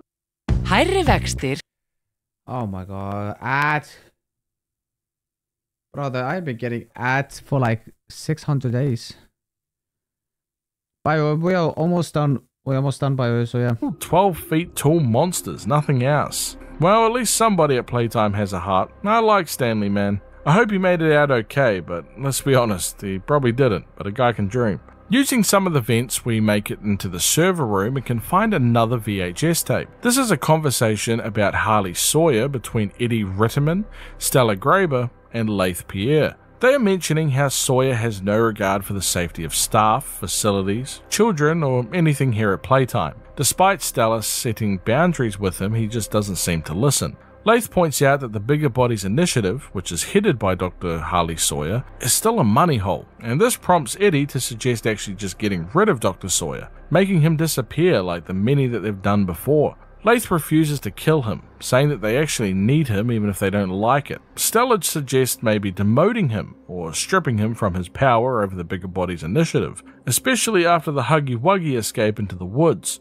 Catnap's drama, and of course Stoll. They mention how none of these compare to the theatre incident, something that they don't elaborate on further. Laith finishes the conversation with an idea of how to deal with Harley Sawyer without killing him, but the VHS tape cuts off just as he's about to suggest it.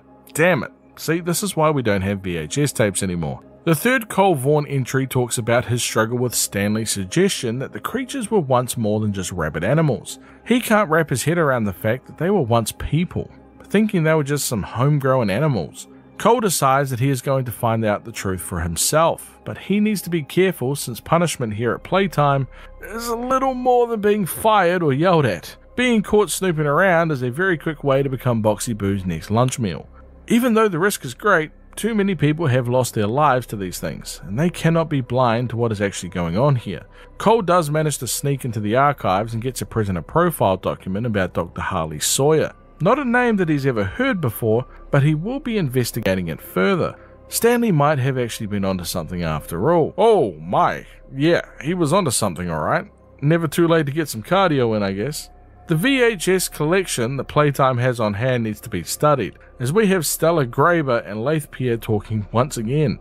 Stella is struggling with seeing the children that she is responsible for being taken for testing, and while she doesn't think that she will shake that feeling, she has done some soul searching and begins thinking about the bigger picture. While it is difficult to lose the children, what they are doing is nothing short of a miracle. Laith points out that Dr. Sawyer was cautious originally about giving the information of the Bigger Bodies Initiative to Stella since she had such strong affection towards the children, thinking that it could be a liability. Stella mentions that she took the job to change the children's lives for the better, and while it is hard seeing what is being done to the kids, at least what is happening will one day help so many people, and also other kids in the future. This is for the greater good. I still fail to see how turning people into human-eating toy monsters is a good thing overall, but sure, Stella, yeah, why not? We take a little stumble down into a room below, and I would like to take this time to introduce you all to Pianosaurus, or Subject 1163. Oh, never mind. Instead, say hello to Dowie, otherwise known as Subject 1322. He mentions how he hasn't eaten in weeks, and Pianosaurus really hit the spot for him. He actually seems like a reasonable guy, saying that he won't eat us and that he was told to expect our arrival. Now we get to follow him. Yay. Dowie gives us the running commentary as we follow him, talking about the interrogation rooms and how they would question the subjects after observing them, at least the ones that were able to speak, of course. Dowie begins laughing as he mentions that he never actually told them anything that they wanted to hear.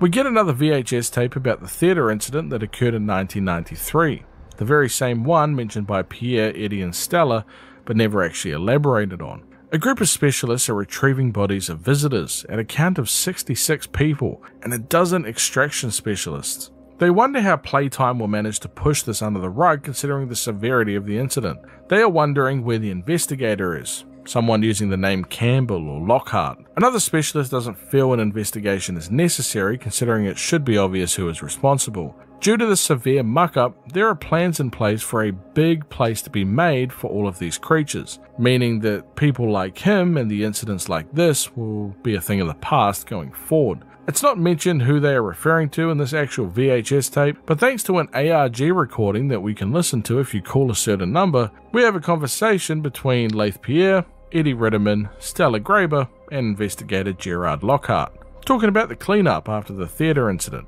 and finding who is responsible. They are taking measures to make sure that this incident is not heard about outside the walls of the factory. Stella asks if it was really necessary to do what they did to those people, which Pierre tells her that it was, but regardless, whoever is responsible will be made to disappear, and Lockhart interrupts the meeting and places a folder on the table, telling everybody that the person responsible for the theatre incident was none other than Dr. Harley Sawyer. Now this makes a lot of narrative sense. If you remember back to chapter 3, you might remember that Dr. Harley Sawyer was responsible for checking up with subject 1166, aka Catnap. But we came to find out that at some point, Sawyer was taken away from Catnap and Playcare as Laith Pierre pointed out that Sawyer was now out. Nobody heard from the doctor after that point. And now it seems that this is due to Sawyer being punished for the theatre incident and Pierre ordering his removal. Dowie puts his doe-like body to use and creates bridges for us to walk across as we continue to follow him throughout the Safe Haven sector. I'm going to take a bet.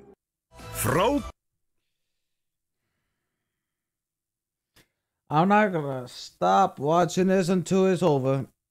It's not so safe. Dowie's voice gets a lot more ominous all of a sudden, asking where Poppy is, and saying that Ollie told him that we're to be trusted and that he really hopes that that's true, for our sake. Oh god. We briefly get split up from Dowie, but we can find a reconnaissance report near the prison yard. This now takes place in 2004, and it mentions how there is no way of escape since the elevators aren't working and the construction tunnels are unpredictable, and likely trapped by the doctor. They mention how Dowie is the only one here that is able to keep them safe, and they just cannot afford to lose him. The northern cell blocks are off limits, since the doctor uses them, and the eastern cell blocks have a bunch of critters running around, and also is within the doctor's control. The northeast cells are barricaded, but something feels off there apparently, and the western cells have skeletons and claw marks, suggesting that people were likely kept there after the Hour of Joy, and they don't want the little ones to see that. Then you have the northwest, which only holds bad memories. The barracks, however, runs on its own emergency power, and all the security is designed to kill them, but there is no way to actually confirm if it's still operational without actually going inside. They decide to make a decision on what they know will kill them versus what might kill them, and presumably decide to escape via the barracks. Dowie is kind enough to lead us to the generator that they've been using to continue through the facility. It isn't long before we come across a small note, written to the Ayers family. This is Jack Ayers' parents, the young boy that fell into the vat of dough at the very beginning of the chapter. An anonymous person tells them that Jack can live. They request the parents to return to Playtime Cove Factory 6 weeks after the letter was sent, signing off as a friend. We are now in the kitchen area, which is some hanging body bags and a trail of blood. Never a good sign.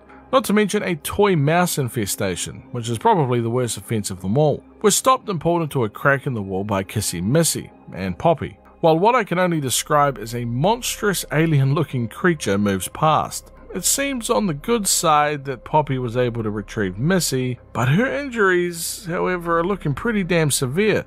We're now in the safe haven with a bunch of little talking critters. Dowie and of course Missy and Poppy. Poppy mentions how Missy needs help and that Dowie is concerned for her well-being. but is oddly curious about Poppy actually being there in front of him. He tells them to seek help in the back while he checks to see if there is something outside the defences. Poppy tells Dowie that it's him. He's down here, presumably meaning the prototype. This quickly angers Dowie, yelling at Poppy about bringing him down here, but focuses more on keeping him on the outside. Damn, she really has seen better days, huh? Poppy points out to us that the children were not killed during the Hour of Joy, but instead taken downstairs to the prototype's home. They're alive, but they're sleeping, and the prototype knows that we're here and that we want to rescue them. She creates a plan. We'll fill the Foundation with smoke and then use old mining charges as the ignition source. We all free the orphans and friends here at Safe Haven and use the explosion to blow the entire Playcare facility into the sky afterwards. We can see a bunch of drawings on the wall of previous events that have happened, clearly drawn by the little critters. As we head to speak with Dowie, we can hear the little critters speaking to one another. They mention how they don't fully trust Poppy and are worried that she will only bring more trouble onto them. Not to mention us, a previous employee at Playtime, and to be honest, that's a pretty fair concern. We speak with Dowie as he explains that they need our help, mostly with the doctor, the same person that has been speaking with us from time to time. Yes. And that doctor is, of course, Harley Sawyer, the person responsible for turning the children into these very creatures. Dowie is unsure how the doctor is still alive or what he even is anymore, but he points out that the doctor has been working hand in hand with the prototype, hunting, starving and hurting all of them down here in the Safe Haven. Dowie is getting visibly angrier, but he does manage to control himself. He asks us to retrieve the Omni Hand. It's essentially a master key that executives use to command anything within the Playtime factory, everything except this generator down here in the Safe Haven. We need to get that Omni Hand for the generators to reroute the red smoke to the Foundation and then to take control away from Prototype and Doctor. He points out that everybody down here is his family, and while he does understand that Poppy wants to destroy the prototype at all costs, he asks us to consider the fact that if we throw everything and everyone away just to kill the prototype, how much do we really waste? We take a final look around the Safe Haven before heading out in search of the Omni Hand, and we find another VHS. It's Eddie and Warrenbach speaking about the construction of the lower levels of Playtime. Warrenbach is mentioning to Eddie how they've built so much for Playtime over the years and always have been accommodating, but he does not like what he's being asked to build here. The game station, for example. At least it would be fun for the kids, or even the underground production plants. It would at least help with toy production, sure. But what on earth would a toy production company need with an underground prison? He points out that when they built Playcare, Mr. Ludwig would always talk about how much good it will be for the children, and just simply looking at the man was enough to believe every single word he said. But Warrenbach isn't sure that this is the same company, and he needs Eddie's word that whatever this prison is created for is... Oh, man. good, like maybe a game for the kids. Eddie reminds Warrenbach that in 1972 he signed a contract that is legally binding, stating that Warrenbach would build whatever is asked of him, and for 18 years, that is exactly what Warrenbach did. But then in 1990 he signed a renewal, but it seems that Warrenbach failed to read the small print, that any and all directives would be accomplished in appropriate time and with appropriate compensation should the project be completed to satisfaction. So Eddie reminds Warrenbach once more that Playtime has given a directive, which means that Warrenbach must now obey. He pushes Warrenbach near a ledge, stating just how great things are coming along and that someday a lot of people will be very, very happy. He finishes with one final threat, saying that he is a businessman and that he likes getting jobs done, and this is just like any other. It will get done. I know I mentioned earlier about how impressive the building was throughout the Playtime facilities, and Mr. Warrenbach, you sir get an A+ for effort, my friend, but you have literally made a deal with the devils. There is actually a document describing the Safe Haven project that was led by Cyril Warrenbach. Its initial purpose was an easily defensible position for the security staff. It was designed to be completely self-sufficient from the rest of the facility in the event of an emergency, and it had a bunch of fail-safes, escape routes if needed, etc. The little critters are complaining about how hungry they are, saying that they can't even remember when they last ate. Yeah, don't get any ideas, little fellas, alright? Keep your teeth to yourselves. Another VHS tape shows Poppy crying while Ollie is speaking to her. He asks her if the bad men hurt her, to which she responds that there isn't anything that they could do that they haven't done already. Ollie pushes further, saying that there is something clearly bothering Poppy and that she should talk about it. Poppy refuses, starting to get upset at the idea, while Ollie still continues to push. Poppy eventually loses her temper and yells at Ollie that if he really wants to hear her talk. This seemingly excites Ollie, hoping that she will, but Poppy tells him that she is scared and angry and that she doesn't even know what to do, and explains how the playtime doctors and the staff, they don't care how much they hurt people, they just keep doing it anyway. But what really terrifies her is that despite the amount of surgical procedures and the pain that she endures, as they continue to do these to her, she's beginning to feel less and less, scared that she's becoming less and less of a person and more of a thing. Ollie tries to comfort her, saying that to him she is a person, and that through speaking to him it makes him feel like there may even be a small part of him that is a person also. On the topic of Poppy, while we're beginning to head through the sewer system, we get to actually eavesdrop on a conversation between Poppy and Dowie, with Dowie asking Poppy to reconsider blowing the whole facility up, stating that everybody in here are not just things to throw away, but they're actual people. Poppy agrees that everyone here are people, but it doesn't change the fact that the facility needs to be destroyed. Dowie explains how the little critters look up to him, and that he's done his best to care for them, but Poppy disappeared, and they looked for her for ages and found nothing. He asks her why did she leave. Poppy tells him that she didn't have a choice, but Dowie doesn't like the answer, stating that they've been starving down here and hunted like animals, and now she's asking them to burn themselves with the facility. They end the conversation as the medic bot, who is now returned from helping Kissy Missy, agrees to talk to one another about it later. I have to say, I think I agree with Poppy on this one. The facility has to go, for sure. But I think we do need to try and get as many of the friendlier creations,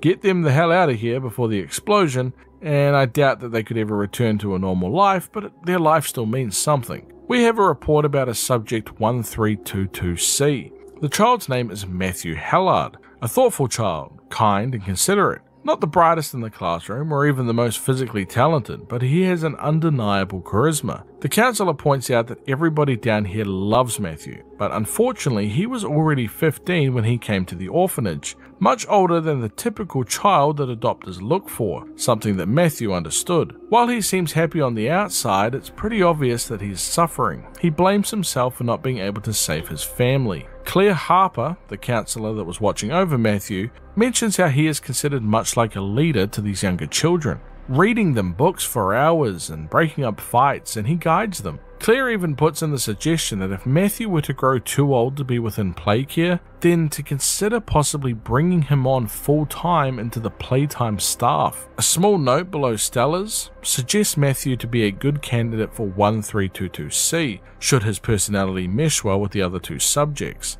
She asks the doctor to be gentle with him, since he is such a fine young man, and it would be a waste to lose any more like him. A VHS tape gives us more information on 1322. The scientist is speaking about the acquisition of a 1322B, a child named Kevin Barnes, for Project Dowie. Kevin has neural abnormalities, which has caused him to have behavioural problems in play care. He's been seen as aggressive, confrontational, and he even has trouble getting along with others. He is a problem child by the scientist's definition. He excels in all of the physical tests, all well above average in the game station examinations. This causes Dr. Sawyer to think that Kevin is perfect for Project Dowie, despite his issues with behaviour. Other staff, however, are concerned that they're making a ticking time bomb, since they are trying to create an experiment that can fulfill multiple roles, and no single consciousness should be able to throw the others off. Even if one thing goes wrong, then they will have 900 pounds of very angry dough that can shift through small gaps and cause complete mayhem.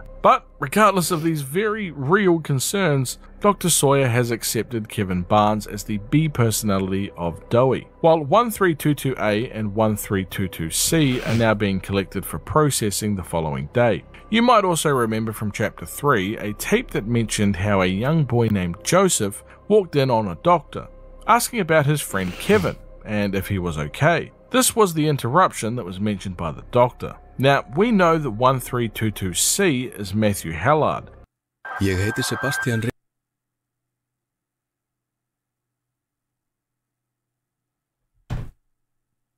And we also indirectly know who 1322A is also, that being Jack Ayers. You know, the kid that had the whole Joker moment falling into the vat? These three children make up the creature of Doughy the Dough-Man. Another reconnaissance report can be found that shows that the prototype has essentially got a group surrounded, staying outside the security door the entire night and just tapping on the walls. Ooh, dear God. Prototype really pushing the creepy meter to its limits, huh? We continue towards our goal with Yarnaby, once again following us like a bloodhound. We see more piles of critter corpses, and it really makes me wonder, are every single one of these once a child or a person? Like, there has to be tens of thousands of these things throughout the facility. How is that even possible? Oh yeah, that's right, Yarnaby. By the way, did you know that yarn is incredibly flammable? We put that to the test, and I gotta say, it's pretty efficient. Anyway, back to the little critters. We find a VHS tape with Hoppy bringing one of the smaller toys back to the safe haven after they were injured. Doughy asks what happened when Hoppy mentions that they got jumped while trying to bring supplies up the elevator. They lost the supplies in the process, but Doughy is just grateful that they're both okay, despite the wound. Doughy treats the wound with some cream and takes the responsibility of getting the food for Playcare on himself. We actually find Doughy nearby, and he mentions that he's been collecting parts for a generator when something comes out of the vent, freezing him in place. We help him, but he's been pretty badly hurt by this freezing agent. Despite my head pats to try and make him feel better, he's still in a lot of pain. He mentions how he is weak to the cold and how much it hurts him, and it's exactly why the Doctor has essentially booby-trapped the area, to stop Doughy from being able to move around freely. We leave Doughy to rest and end up stumbling across the Doctor once again. He tells us that we are exactly what the prototype feared, and it surprises him that Playtime had somebody of such rare quality, but never noticed. Sawyer points out that even he himself doesn't remember our face, but asks what brought us back to Playtime. Surely it couldn't have just been that silly little letter, wondering if somebody that we loved was here once, or maybe we lost them. You know, I mentioned at the start of Chapter 1 that going to an abandoned building where people went missing at some stage, by yourself, at night, based on a random obscure letter that was probably not a great idea. So maybe, just maybe, this could be our first clue as to a hidden reason for our return to Playtime.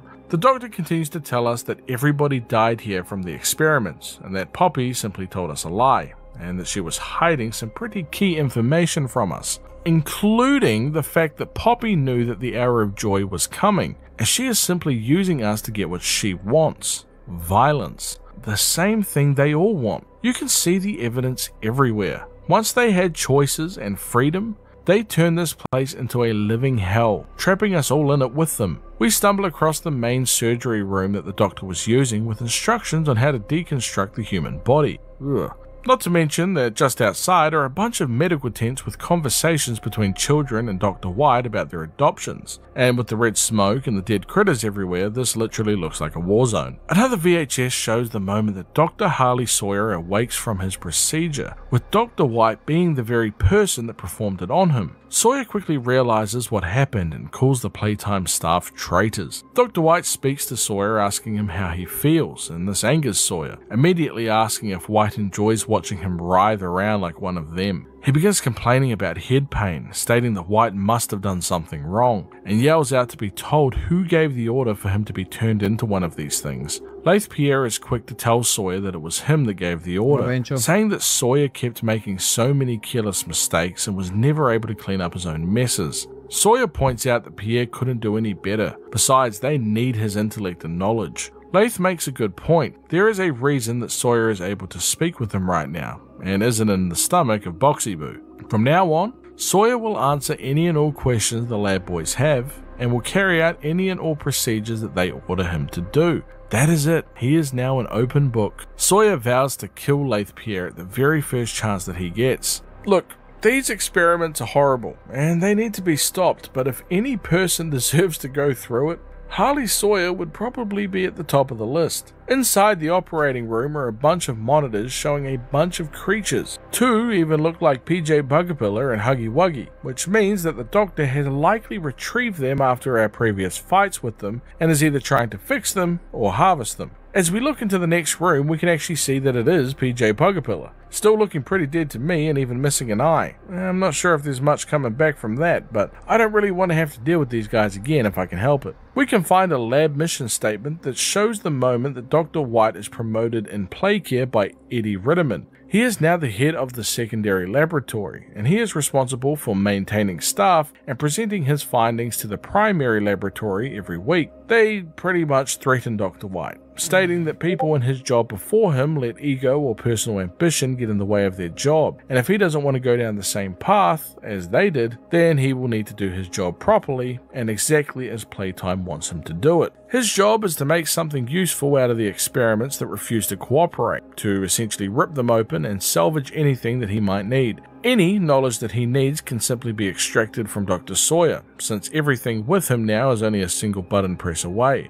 So this suggests that they aren't actually healing or treating the previous experiments down here, but instead salvaging parts from them to use elsewhere. I wonder what they could be using the parts for. The prototype, perhaps? We continue through the laboratory in search of the Doctor, but get caught in one of his traps, forcing us down into a locked room. He asks us if we really thought Yarnaby was his only pet before releasing Bubba Chops in to kill us. I gotta admit, the little sheep guy here is not quite as scary as Yarnaby, but I'm not taking any chances. Bubba Chops, of course, is part of the Nightmares Critters toy line, and numerous other Nightmare Critters have been scattered around Chapter 4 as small toys, or some are even bigger versions such as Poe here in the cage. It takes a while before we manage to force our way out of the room, but unfortunately we trade one prison for another, inside a chamber with a small toy version of Simon Smoke. The Doctor tells us that we have a simple choice. One life must be extinguished if we want to leave the room. Either ourselves or little Simon Smoke. Just pull the lever and whatever piece of humanity that was still within that doll will die along with it. The Doctor points out that Poppy would kill the doll, as would Dowie. Now it's our mission to do it. We can either have the door open, or hold on to the very small veil of morality that we seem to hold so dear. It definitely does seem like quite the moral dilemma that we find ourselves in, but we'll just go with option 3. We're not going to kill the little Simon Smoke toy, and we're just going to escape all the same. You gotta love it.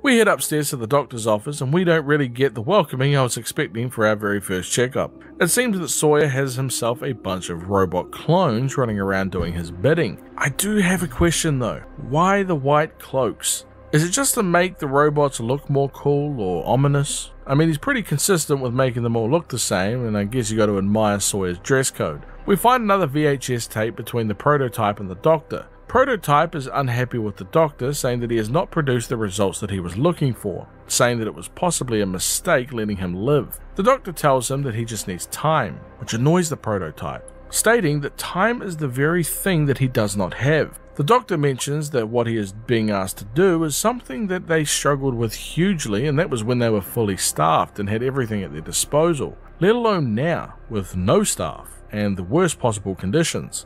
Without time, this will not work, saying that ultimately that he is the prototype's best chance at breaking that secret. The prototype laughs and says that whilst that is true, but to remember that the Doctor's usefulness is the only reason that he has not been stripped for meat and spare parts. As we work towards shutting down the Doctor once and for all, he points out that Elliot Ludwig's machines mean nothing to him, and that they were simply a childish fantasy of a naive, broken man. It's interesting since Sawyer seemingly wants to hold all the credit in regards to the Bigger Bodies initiative, saying that it was his discovery and that he was the one that paved the golden path, showing just how much of an ego that Harley Sawyer actually has, and that his obvious resentment towards Elliot Ludwig shows that he was worried that Ludwig would take away from his accomplishments somehow. We overload the Doctor's system, and we can now see that the only thing remaining of Sawyer is his brain, which is now contained within this machine. And it is so incredibly ironic that this brain's one true weakness is brain freeze.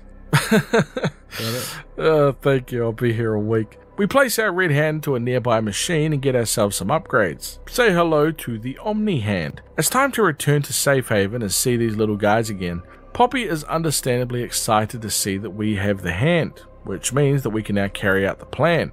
But we still have one big hurdle in our way, the prototype. The prototype will be very concerned that he has now lost the Doctor, which played a pretty big part in his schemes.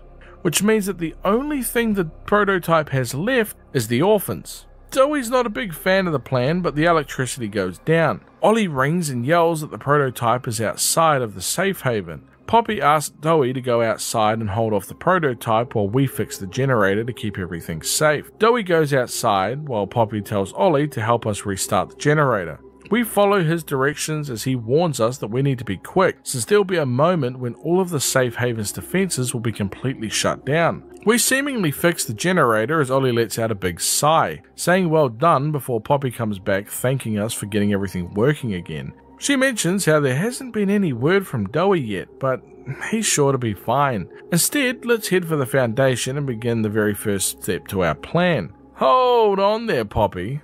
You just sent Dewey to have a 1v1 fight with Prototype, and he hasn't come back or responded to anything. And what, we're just gonna leave that? We're not gonna investigate that any further? Seems a little cold-blooded, but yeah, I'm sure nothing could have possibly gone wrong. We waste no time and head towards the Foundations, grabbing the explosives along the way. We find another VHS tape that shows the moments when Mr. and Mrs. Ayers return to playtime after receiving the letter about how they could save Jack's life. The scientists are telling the parents to stay calm, and when speaking to the patient as he only has just awakened, the mother is amazed and happy to see that her son is alive, while the father George is horrified at what they did to his son, yelling at the scientists to explain what they did to Jack. The mother tells him to stay quiet. It doesn't matter since that is still their son, while the father points out that what that is not even human. The mother asks the scientists if they can enter the room and speak with him, so they know for sure. The scientists agree and let them inside. Once the door closes, we can hear the mother speaking to Jack, who is now Dewey, apologizing to him, saying that she could have done something better for him, noticing him falling a little quicker, or maybe she could have reached a little faster. Dewey asks who they are, with them responding that they are his mother and father. Dewey tells them to leave him alone, with the mother insisting on staying. Dewey begins getting angry, telling her that he doesn't want to talk to anyone and to get out. George agrees that, it's probably best for them to leave, but the mother refuses again. Dewey stands up saying how the gentle voices lie. He knows what they do. They're lying, they're poking, and they're hurting. The mother yells at Dewey that she would never lie or hurt him, while the father is yelling at the scientists to open the damn door. We can hear a smashing sound as Dewey kills the mother, with the father now frantically smashing at the door to let him out. And with a final smashing sound, we begin to hear silence, before Dewey begins crying. Whoa, this chapter really has taken this story to a much darker place, let me tell you. We head towards the pipeline that contains the red smoke and set our charges and begin overflowing the Foundations. We activate that bad boy with our Omni Hand, and now it's time to get the heck out of here. We head down the elevator and run into Dewey. He asks us where the prototype is, since he lost track of him. He expected him to go towards the Foundation to try and stop us, but he never did. He quickly realizes that the prototype never went towards the Foundations because he went to the safe haven instead. But that shouldn't make any sense, since we fixed the generator. We re-enter and find all of the little critters dead inside. Dewey is now crying and apologizing, saying how he couldn't protect them and that they deserved better than him, saying that he was only ever created to hurt things. It was all his fault. He begins getting angrier, saying how all of the scientists hurt him and the parents, the staff, looking like he actually is about to attack us, but then quickly reverts back to crying about how all of his friends are now dead. Dewey is made from 3 personalities, that of Jack, Kevin, and Matthew, and we're seeing Dewey swap between each of these personalities pretty much instantaneously. Dewey begins blaming us, saying that everything went bad when we showed up. This is Kevin's personality. Then swapping back, saying that it's not true, that we helped try and jumpstart the generator. This is likely Matthew, while the crying emotional version is Jack. Dewey yells at us saying that he's going to kill us before the room collapses in on him, revealing a brand new form. He has 3 heads within his mouth, representing the 3 boys that inhabit his body. However, at this stage, Kevin is the one that has taken full control. It's now time for us to get the heck out of here. I feel like a professional runner at this point.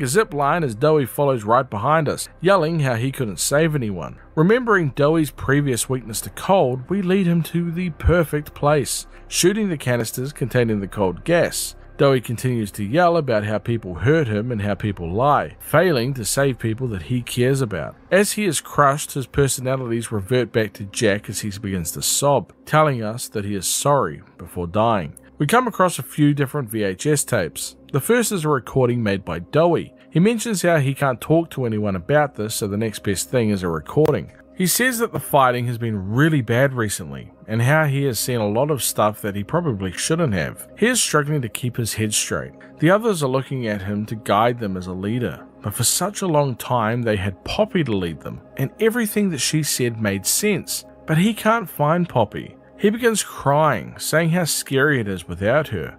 He wonders if she ran just like he did, saying that he is currently outside of the prison. He realizes that he could simply make for the exit, something that he's wanted for the longest time. He is able to fit through small crevices and wouldn't have really any trouble escaping the playtime facility. But there are others inside here that aren't like him and cannot escape on their own, and they're hungry and scared just like him. They mean a lot to him, and knowing how much they rely on him, he can't just leave them. He decides to return to them, using this recording as a way for him to remember this decision to stay down here and to protect them. And if he was to ever forget it, he can simply listen back to this and remind himself. The next one was recorded by Poppy. It is a recording right after the Hour of Joy. She mentions how she didn't know that it was going to go like this, thinking that they were simply just going to leave the facility or the factory. But now the prototype is telling her that they cannot leave ever. It's too risky to leave. And what happened to Poppy and the prototype cannot be allowed to happen again to anyone else.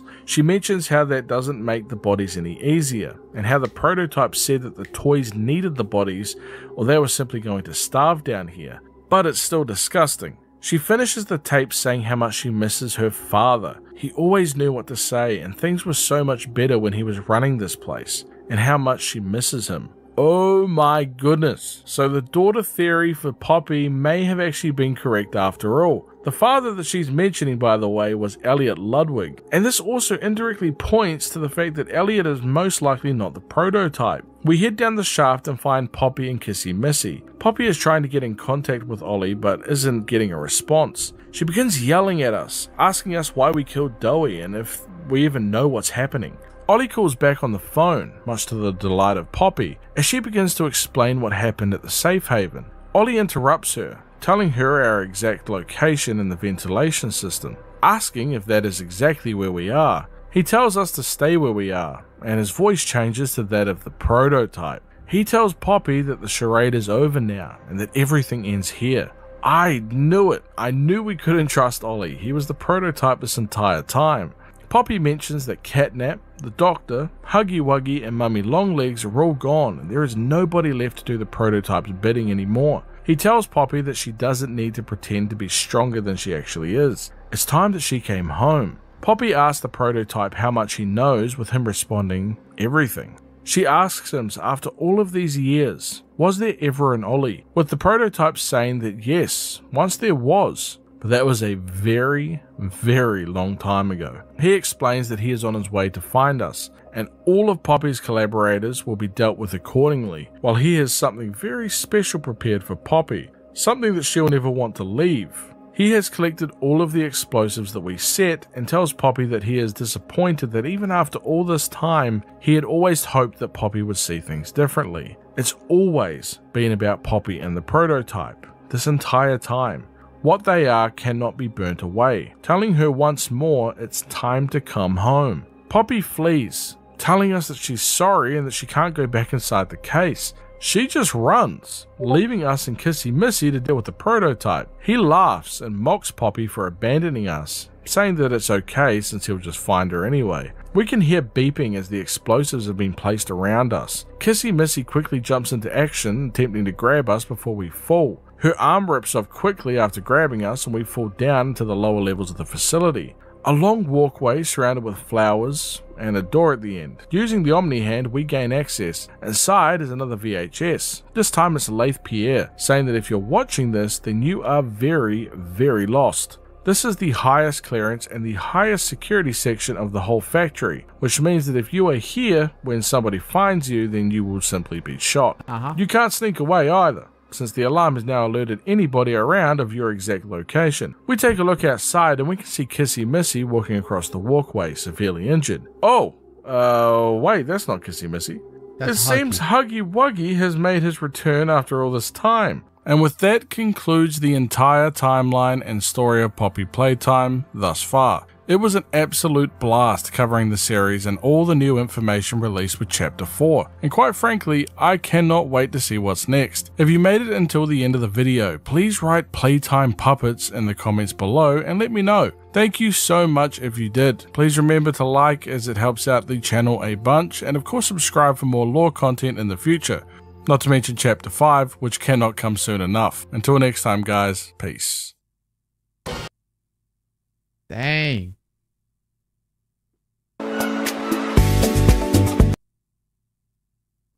Dude. Let me tell you.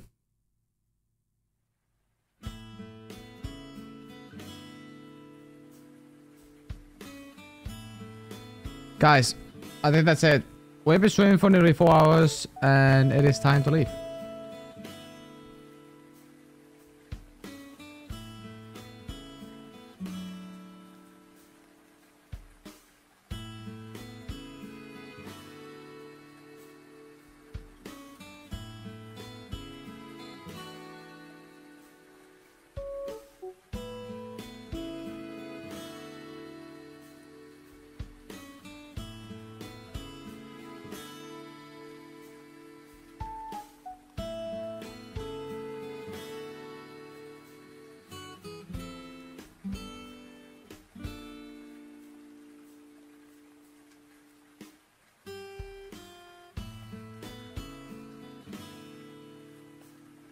Alright, I'm gonna leave.